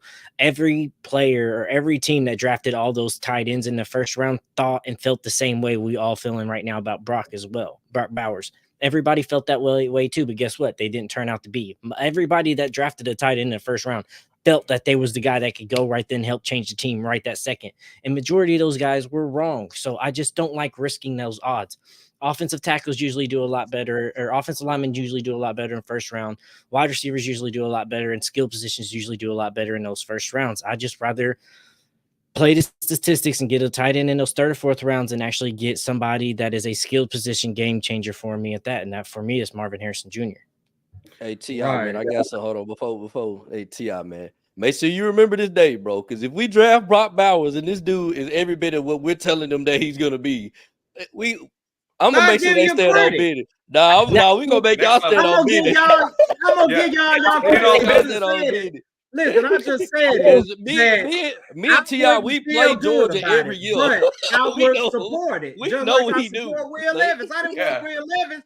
None of us wanted Will Levis. Yeah, but I agree with that. When we drafted him, we supported him. That'd be my same thing with Brock Bowers. I mean, I'm not, taking a shot at Brock Bowers. He may be the GOAT of tight ends, but me going into this draft with everything that the Titans need, it just wouldn't sit right with me drafting the tight end that high. But I got something I want to throw out there to y'all, and of course, man, everybody in the chat, thank y'all for turning up with us tonight. Throw this question up out here. Which combination would you rather have? Would you rather have a combination of T Higgins, D-Hop, or Malik Neighbors, or T Higgins, D-Hop, and Brock Bowers. And I'm gonna start it off with Firestone. Malik Neighbors. If I gotta pick over those two, like I just, bro, I'm solely invested. Like we got to get a wide receiver here, young talent. We have to, and T Higgins will be good too. But D Hop's going to leave, so we're going to be back to here shortly next year after D Hop leaves. We're going to need a wide receiver again. So if this draft got some good wide receivers, let's go ahead go get a young guy. Next year seems to be very defensive. We can build a little bit more on that defense, but let's get this offense a little high powered this season. Let's and Malik Neighbors or Marvin Harrison Jr. Man, those two dudes at wide receiver is going to be a game changer for any team they go to. Facts. RJ, talk to him. No, I'm laughing. He said, "So y'all gonna go to Vanderbilt and be the 11s in the ICU after we go tight." Oh man, he a fool, bro. Man, I'm telling you, man. I He mean, a fool, man. I don't. So what was the two? What was the two players you said? Malik Neighbors and who? Malik. So would you rather have the combination of T Higgins, D Hop, and Malik Neighbors, or T Higgins, D Hop, Brock Bowers? Damn, that's tough. I'm gonna go Brock because I feel like we need to. I like the two receivers. They're gonna get money on the outside. I need that guy that's gonna help. That's gonna make stuff easy for Levis in that middle, man. Like the middle of the field, bro. That's where Brock Bowers get his bread and butter. You know what I'm saying? That's where I'm at with that. And I just know, man. Like Levis need a safety blanket, bro.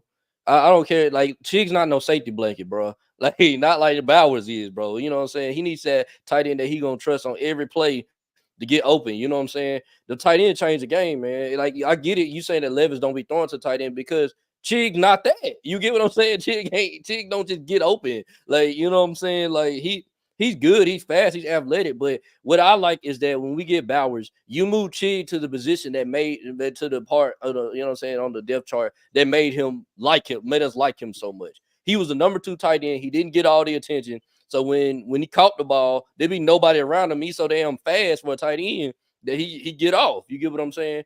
So I don't think that he's a tight end 1. I think that he is a tight end 2 in this league. And getting Brock Bowers and move him back to the spot that he needs to go. It puts Wiley at tight end 3 and it keeps some of the pressure off of those players, man. You know, and I don't know. But I like Malik Neighbors, and I think that he's going to be a dog as well. But I mean, with 3 wide receivers, bro, like not like one of them is going to have to be on the bench because sooner or later we're going to try 12 personnel on somebody. And I feel like having Brock Bowers is going to be on the field more than Malik Neighbors would if we were to do that. Brett, don't forget this is Brian Callahan who run an offense of 3 wide receivers that was Chase, Boyd, and Higgins too. Like it's not the old Titans. We are going to run spread offense now. Mm-hmm. So that's the thing. And I will say this too. It was nice, like as the Titans, because I've said this for a long time. Like it just people even want to come here. It's nice hearing a top recruit say, "I want to go to the Titans." That was really refreshing to hear. But I also look at it like this though. You look at Tyler Boyd's numbers, right? You look at his numbers, and his number. You want to bat a first round wide receiver to have Tyler Boyd numbers? Like you feel what I'm saying? Like I would expect basically what my thing is because D Hop's going to leave next year, so T Higgins is going to take the Chase role, and whoever we draft this year is going to take the T Higgins role. Oh, okay, so you're talking about I see what you're saying. I get what you're saying. You're saying so when D Hop leaves, he's gonna be tight end. Yeah, wide receiver too. Okay, I get you. D-Hop leaves while this draft, because next year's draft don't look like we're gonna get wide receivers. Let's get somebody now, and then we'll already have them getting coached under D Hop, and then they'll make that transition for Will Levis of D Hop being gone a lot smoother as well. Yeah, I get what you're saying. Like okay, D Hop walk, we at least got Malik Neighbors that's another star. I get what you're saying. Yeah. Yeah, I mean, I don't hate that. I mean, here's my take though. Realistically, where are we at from competing, much less for AFC South? We can always compete for AFC South because our division is pretty mediocre. But in reality, how far away are we really from competing? So my thing is like, if we could go ahead and let's say we get Higgins in here and we still have D Hop, and say we don't go Bowers and we go Neighbors. You know, the thing is does that not mean that next year that we're still not possibly have a top 10 pick? So my thing is like, do we really need to kind of go all in? Like, this is our only chance to fix our team season. And I think that's where a lot of Titans fans are at, because we had two or three pretty good seasons where we didn't expect us to be really do much. And we wound up really getting the first seed with a bunch of injuries, like competing. Things didn't work out how we wanted, but we really were in the mix. Now we're just like thinking like it's disaster zone and we have to fix it immediately. We're a few years away from competing. So do we really pass up the opportunity of a Neighbors or a Dunsey or a Bowers over a lineman, because we could very well get the same quality lineman from next draft? So like if we could land Higgins and we could laugh Bowers or Neighbors, I'm all in either way. Like, to me, like, I'm not disappointed by any means. Am I disappointed if we take a lineman? I'm not at all. Like, I get it, but I just think I'm kind of like RJ and I are aligned. It's like, we're not going to be disappointed if we don't go that route and it still works out.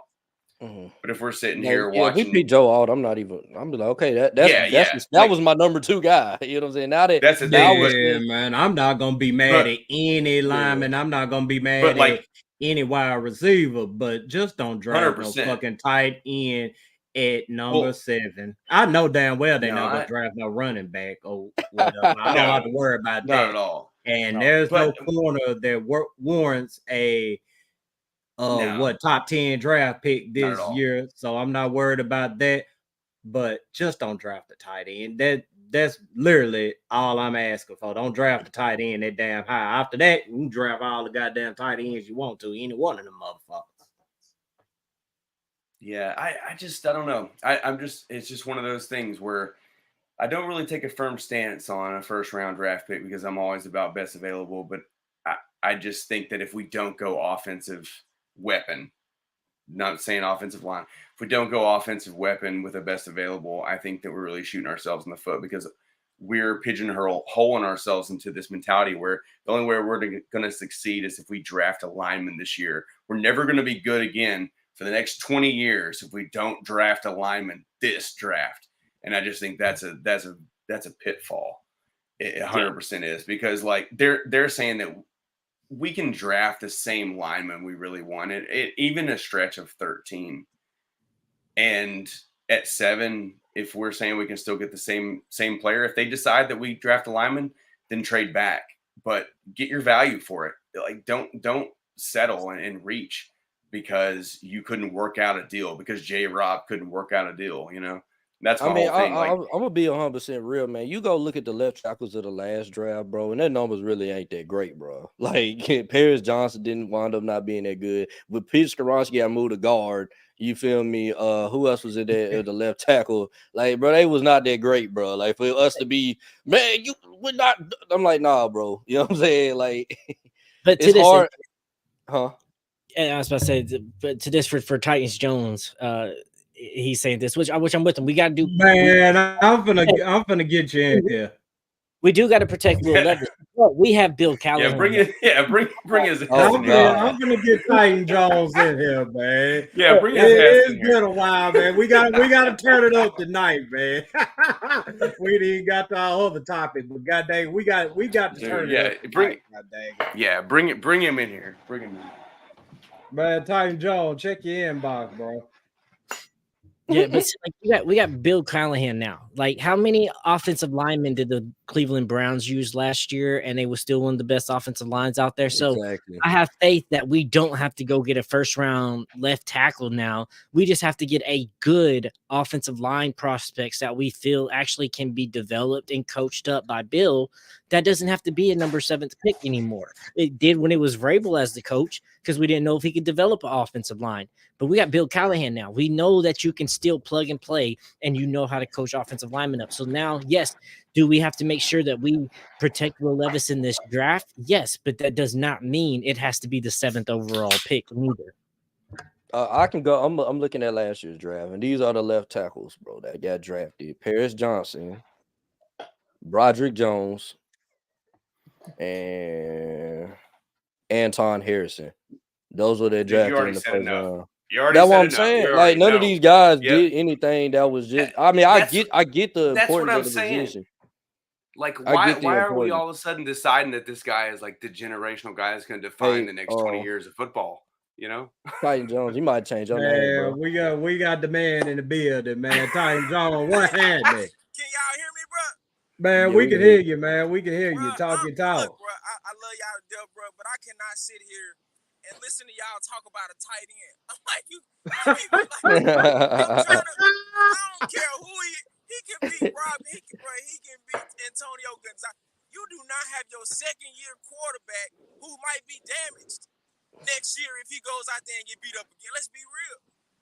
Think about this. What I'm really worried about, bro? What I'm really worried about is the guy we just got from the Bengals who put all their money into their wide receivers. They had Tyler Boyd, T Higgins. They got Tyler Boyd. They got T Higgins. They got Jamal Chase. They got all their money in their wide receivers. But then you look at their offensive line and you be like, I got a feeling it's gonna happen to us too. I feel like we're gonna put all our money in our wide receivers and we ain't gonna have that line. Bro, but you're forgetting we have Bill Callahan now, the best offensive line coach in the league. All we got to do is get him decent talent there, and he's going to put us a respectable O-line there. We're not saying you don't protect Will Levis this year or in the draft. We're just saying now you don't have to do it at number 7. 7 is more of an open project now because look at how much Cleveland Browns play. The Cleveland Browns had to use last year with their O-line, and their O-line was still good. Bill Callahan knows techniques, and he knows how to coach up players to do what they need to do. So now I don't feel like we have to go get Joe Alt, or we got to get somebody at 7. We're going to have to get somebody good. I'm gonna name you all the weapons that went in the first round, bro. And I'm gonna tell you why. I'm like, bro, let's go weapon. You got Will Anderson Jr., who now he's not an offensive weapon, he's on defense, but he won defensive rookie of the year. Wait, why was he defensive player of the year? I want to answer that question. Well, rookie defensive. Because of the Tennessee Titans offensive line. That's why he was defensive. Come on now. Yeah, we did make him look sense good, now. But I mean, it's over a year though, man. But we definitely helped this case.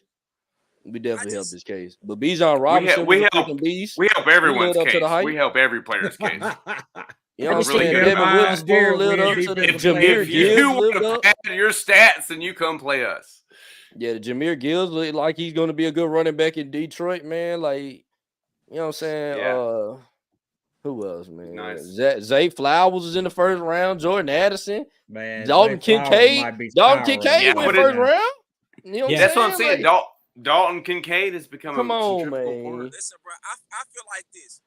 This year, we can't draft the Lamborghinis. We can't draft the Benz. We got to go get some tractor trailers. We got to build the road.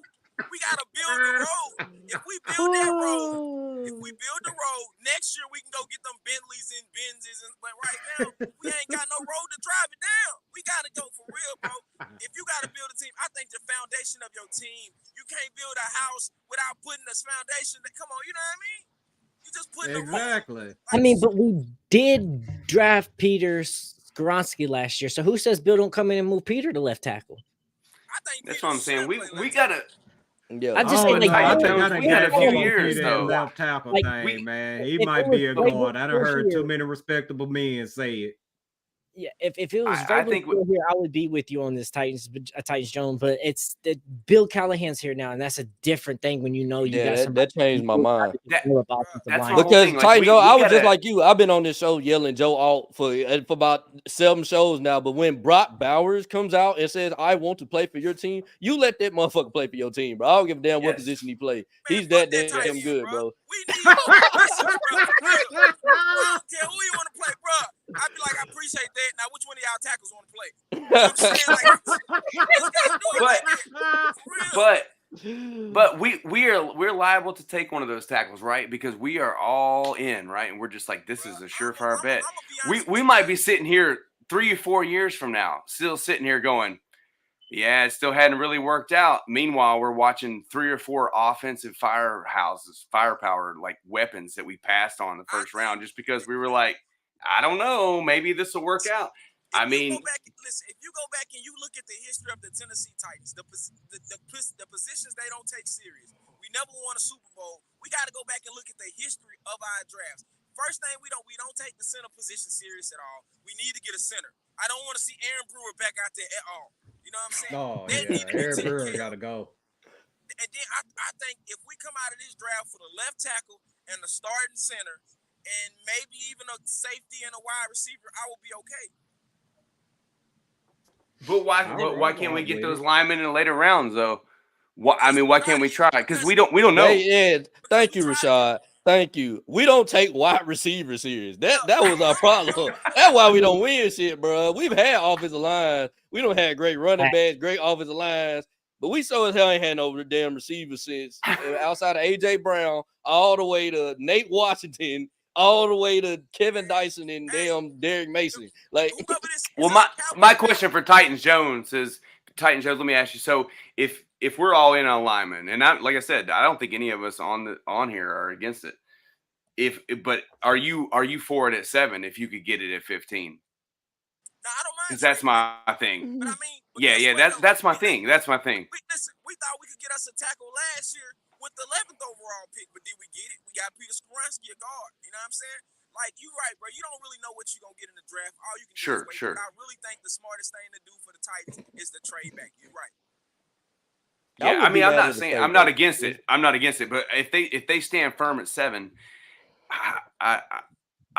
if I'm making a call, if we get T Higgins, bro, I want that three. I want that three-headed monster, bro. I do. I can patch some band-aids for 2 or 3 years while I'm putting up 70 points a game. But I'll tell you this though, Titan Jones, bro. I'll tell you this, dog. So when you get 3 weapons that people are going to be worried about, they can take it to the house in one play, bro, or can score. You know what I'm saying? They stop blitzing your ass, bro. You get me? They start playing coverage, bro. They gonna start sending foes, huh?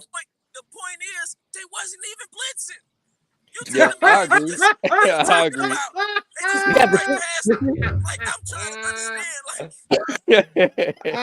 I agree. I've been bitching about that old line for a minute though, so I do. But we got a different old line coach. That last year shit ain't gonna be this year's shit. All right, so I do. Our old line coach was pure garbage, bro.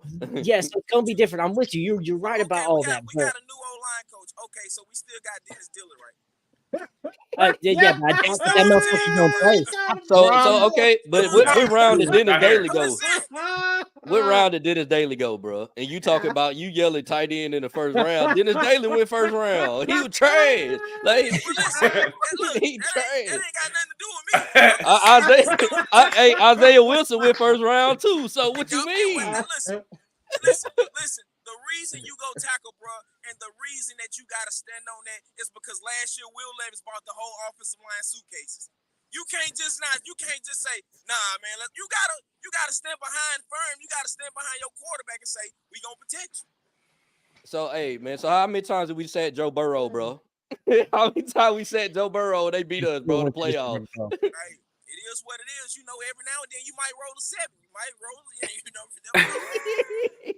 Every now and then you might predict a flop like Will Levis. How many interceptions did Ryan Tannehill throw that game? Let's not. Shit, 2 damn minutes. You know what I'm saying? We ain't put a problem telling you. That motherfucker came out. Hey, listen, that motherfucker Tannehill came out, rolled the 2, then got dang it fucked around and rolled the 3. And then, goddamn it, he went on ahead and crapped the fuck out, man. That was Tannehill against the Bengals. I was like, bro, it's to a point that when we got that quarterback, what's the one name, the bald-headed one? I mean, no disrespect, but the one who had Josh Dobbs. Bro, I wanted to make the playoffs with him that year that he tried. I wanted to see what he'll do in the play. You know what I'm saying? Like I was like, I'd rather. Hey, he had a chance. He had a chance. He couldn't beat the Jagoffs. You know. It is what it is, though, man. But I ain't gonna lie, this division is getting serious, man. But I think the reason we keep losing is, bro, is we keep trying to draft to win the Super Bowl. We gotta win the division first, bro. Like, exactly. Get the division. Exactly. That's what I've been telling people, man. You got to win your division before you win anything. They sit up and talk about settling for mediocrity and all this bullshit. You don't win the fucking Super Bowl in weeks 1, 2, 3, 4, 5, 6, 7, 8, 9, 10 down the road. You win the Super Bowl if you make it to the motherfucker. And the best route to make it to the motherfucker is to win the division, because the division guarantees you a home game. After you take care of your division, then you worry about the conference. If you can get that first seed, you got a free ass ride at home through the playoffs. I mean, I'm that's just saying, the route. the Houston Texans offensive line ain't that great either, man. CJ Stroud looked amazing. They got a left tackle though. Okay, I give you that. They got Tunsil. They got Tunsil. He been dominating too. I can't even lie, bro. Yeah, Tunsil at deal. That Bro, motherfucker I be can't. jumping off sides like remember when we were supposed to draft like a motherfucker, but he that dude though, for real. You remember when we were supposed to draft Tunsil and then that bong video came here and that motherfucker dropped? You remember that shit? Oh, bro, I was so excited to get Laramie Tunsil that year, bro. That was some crazy stuff. We buddies of mine, we have I hope they find a bong video of Marvin Harrison.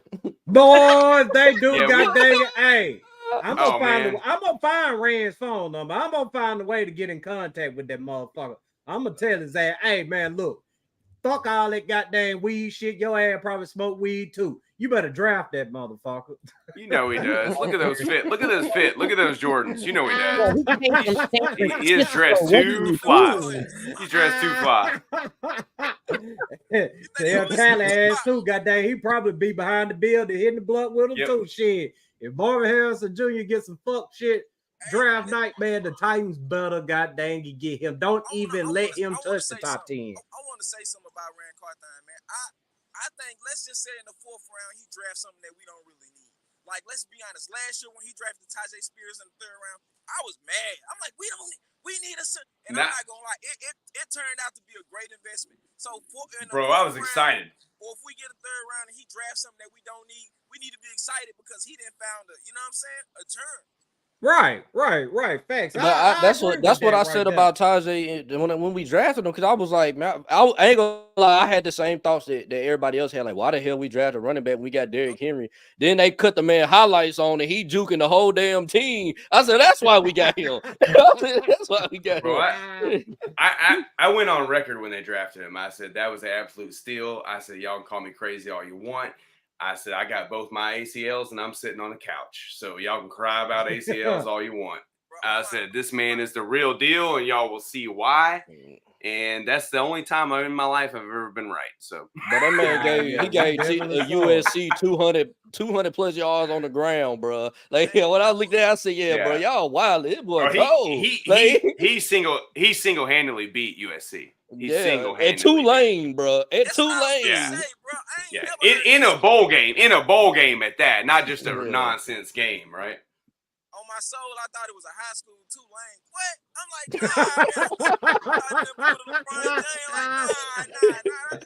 like, I like Rand, man. Bro, yeah, he's smart, bro. Do y'all know our offensive line coach that we had last year came straight from high school? Whatever the fuck his name is. What is that? Jason Houghton or whatever? What's his name? Yeah, whatever the fuck his name is. I don't know what Vrabel found his ass at. Yeah, that's why I was saying if we had Vrabel, we needed a top tackle at number 7. But we ain't got Vrabel no more. We ain't got a high school offensive lineman coach. We got one of the best in the league. This dude can develop somebody. We can have a little bit more free range. One thing about that, bro, I think we got better right when we fired Mike Vrabel. Can't nobody tell me we did. Because you got one game. I told you. I swear. Y'all hear my phone call? Y'all hear my phone call when I think Mike Vrabel was trying to sabotage the Titans? Y'all hear that? Nah, I ain't hear. Bro, think about that, bro. One game, you got Cal Phillips going out there catching 5 third-down catches, clutch. Will Levis go-to guy. Then the next week, we talking about now we promoting somebody to special teams. We ain't playing Cal Phillips. We got 1 week when you remember Dylan Hernandez? He shut down Jason George told him Kittle. to the bench. Who was that? You remember that 49ers game when Dylan Hernandez shut down was it Bosa? Yeah, I remember. I remember 100%. that. Bro, It's Thursday night game. He didn't have 1 sack. He shut him down the whole game. The best pass rusher. He shut him down. Next week he playing guard. You know what I'm saying? Like, we're sitting like, what are you doing? And then we go draft Peter Skoronski, and then we fire Mike Vrabel. All of a sudden, we hearing that we wanted to play Peter Skoronski at left tackle. I'm starting to think, bro, did you try to make everybody look bad so you can take over the draft and you can take over the right? You know what I'm saying? That's a good But, you know, point. Callahan made the same. I think that might have been Wesley Woodard, not Mike Vrabel, the way Woodard's comments was. We trying not to win him a Super Bowl for his ego and shit. I think that might have been more on players than Vrabel. I was mad when I heard that, bro. That's the stupidest thing I've ever heard a player say. I didn't win a Super Bowl because of somebody's ego. What? Then why are you in this sport, bro? If that's the thing that's going to deter you, then, bro, you in the wrong sport because somebody's ego is always going to get inflated when they win a Super Bowl, bro. I was so happy. Yeah. I said, yeah, you tell him, Williard. But then he said, we didn't want to win the Super Bowl. Hold on. Yeah, I'm like, you mean to tell me that a team that's generated from players who were the best on their teams of their entire lives are now on a collective team that they have egos? That's crazy. Why would you ever think that? You know, you mean to tell me like a person who has been the best player on his team since he was 3 years old is now on a team with all of those best players and they all have egos? That shocks me. I'll say this, look, man. I'm done bashing Mike Vrabel, man. I'm just gonna say he's gonna be a damn good college football coach, bro. If he gets a college football head coaching job, man, he's gonna be great, bro. Because the stuff that he do, bro, he want to get his players. He want control. He want this. He want that. You know what I'm saying? He want to get his own guys. He want his own coaches there. That's a college football coach, bro. That ain't no damn NFL coach, bro. Like 100%. What'd you say? I agree. He wanna get his guys, meaning these guys ain't even classified or qualified. You just grew up with them. That's what it seems like to me. I just can't get behind that. You want to go get that's my look. I just can't get behind that, bro. And to be honest with you, Mike, have y'all noticed that Mike Vrabel was the worst defensive coordinator in NFL history? Did y'all go look up the numbers? Nah, yeah, I seen that. Then he went trying to be Dallas offensive coordinator. You telling me defensive. The Texans had the worst third down defense in NFL history. You bring that same staff to the Titans, and we break that record. And fans talking about, come on, bro. Like, real fans gonna do their research. I'm gonna find out who you is, bro. Like, and I was mad about that, man. Yeah, I most definitely feel you, man. But dude, god dang, we 2 hours. I can't even see no comments on mine. Y'all got the comments? Yeah, we got the comments. You on your phone? Oh yeah, because you're on phone. You turn it sideways, you should be able to see you. I'm about to start a podcast though. Yeah, you need to, bro. Yeah, man, it's long overdue shit. Before we got our shit started, god dang it, hell, I was saying you need to go ahead and get your shit going. I'm talking about, you know how that Shannon Sharp got his, how you sitting on the couch and shit. Like I don't yeah, that would be dope right there.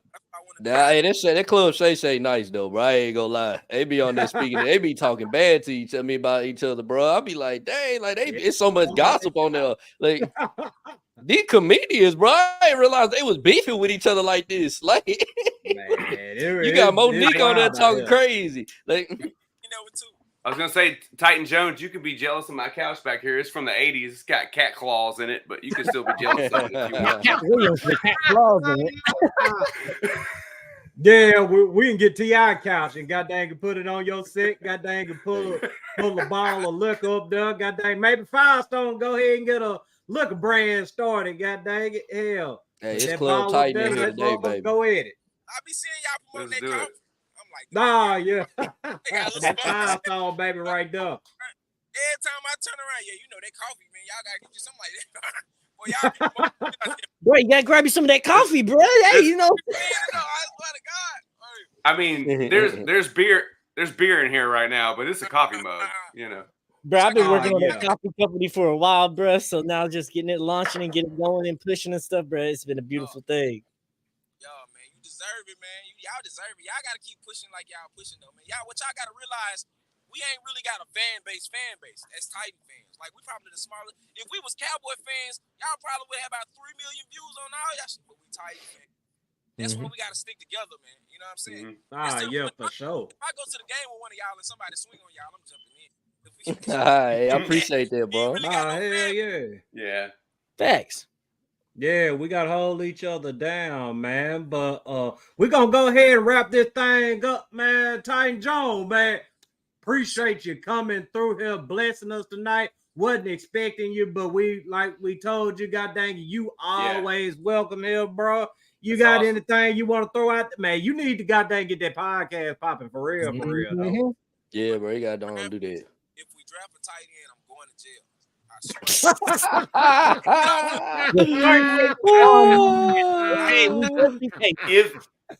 If that tight end is Brock Bowers, I will bail him out.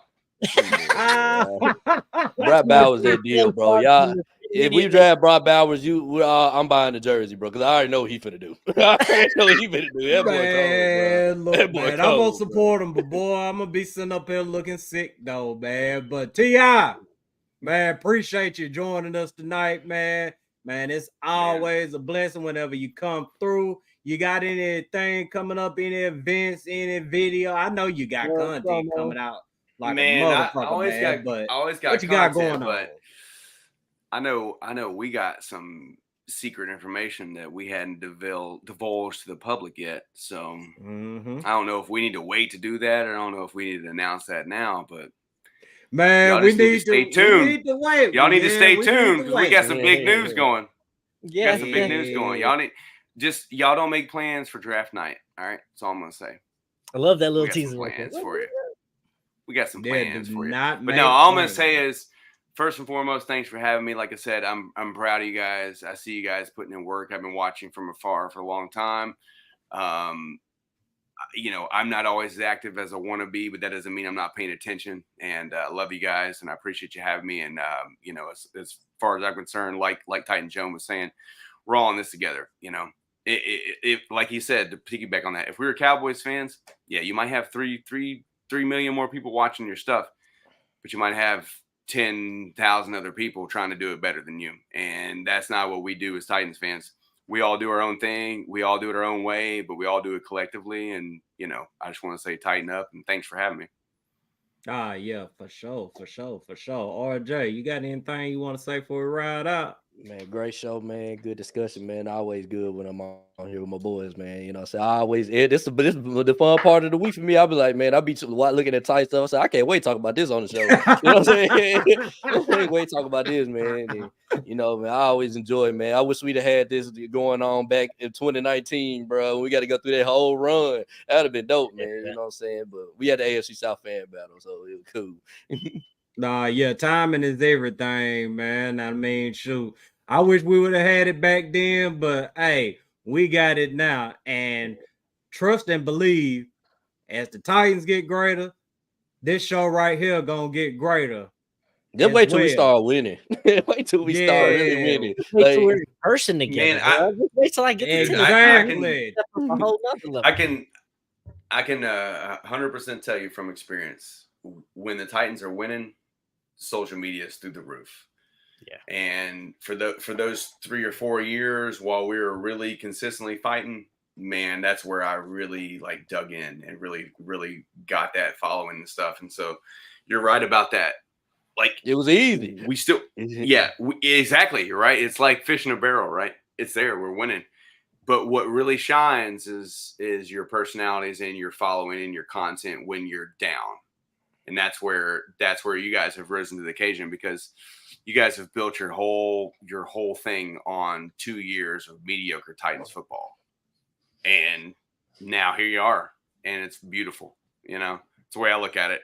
It's only up from here for the team. For you guys, you've already built who you are. You've already built where you want to go. Now it's just up to the Titans to play some damn good football. I ain't never thought about it like that, man.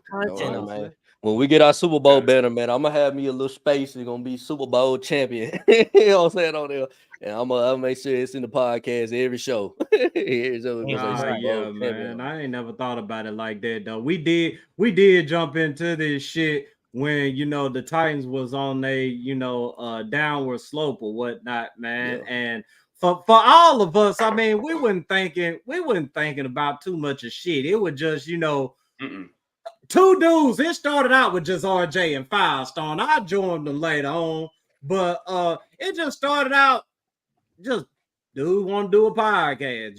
Dude just want to get on here and talk Titans. And shoot, RJ convinced me, man, you need to come on our podcast, man. You need to come on our podcast, man. We don't be doing nothing but talking about Titans, man. Just be yourself. Just be yourself. I jumped on here and shoot done a couple episodes, and I told him, man, I want to be a part of this, bro. Like, I got to be a part of this. I mean, I'm really feeling this stuff, and you know, I ain't just the greatest podcaster, talker, any of that. I be slaughtering a whole bunch of shit. But man, I just done got so comfortable with getting on this camera and just talking my shit, and it just always go back to what Firestone and RJ just always talk like, bro, just get on here and be yourself. Just be us. I mean, ain't nobody gonna, you know, rock with us unless we being ourselves, man.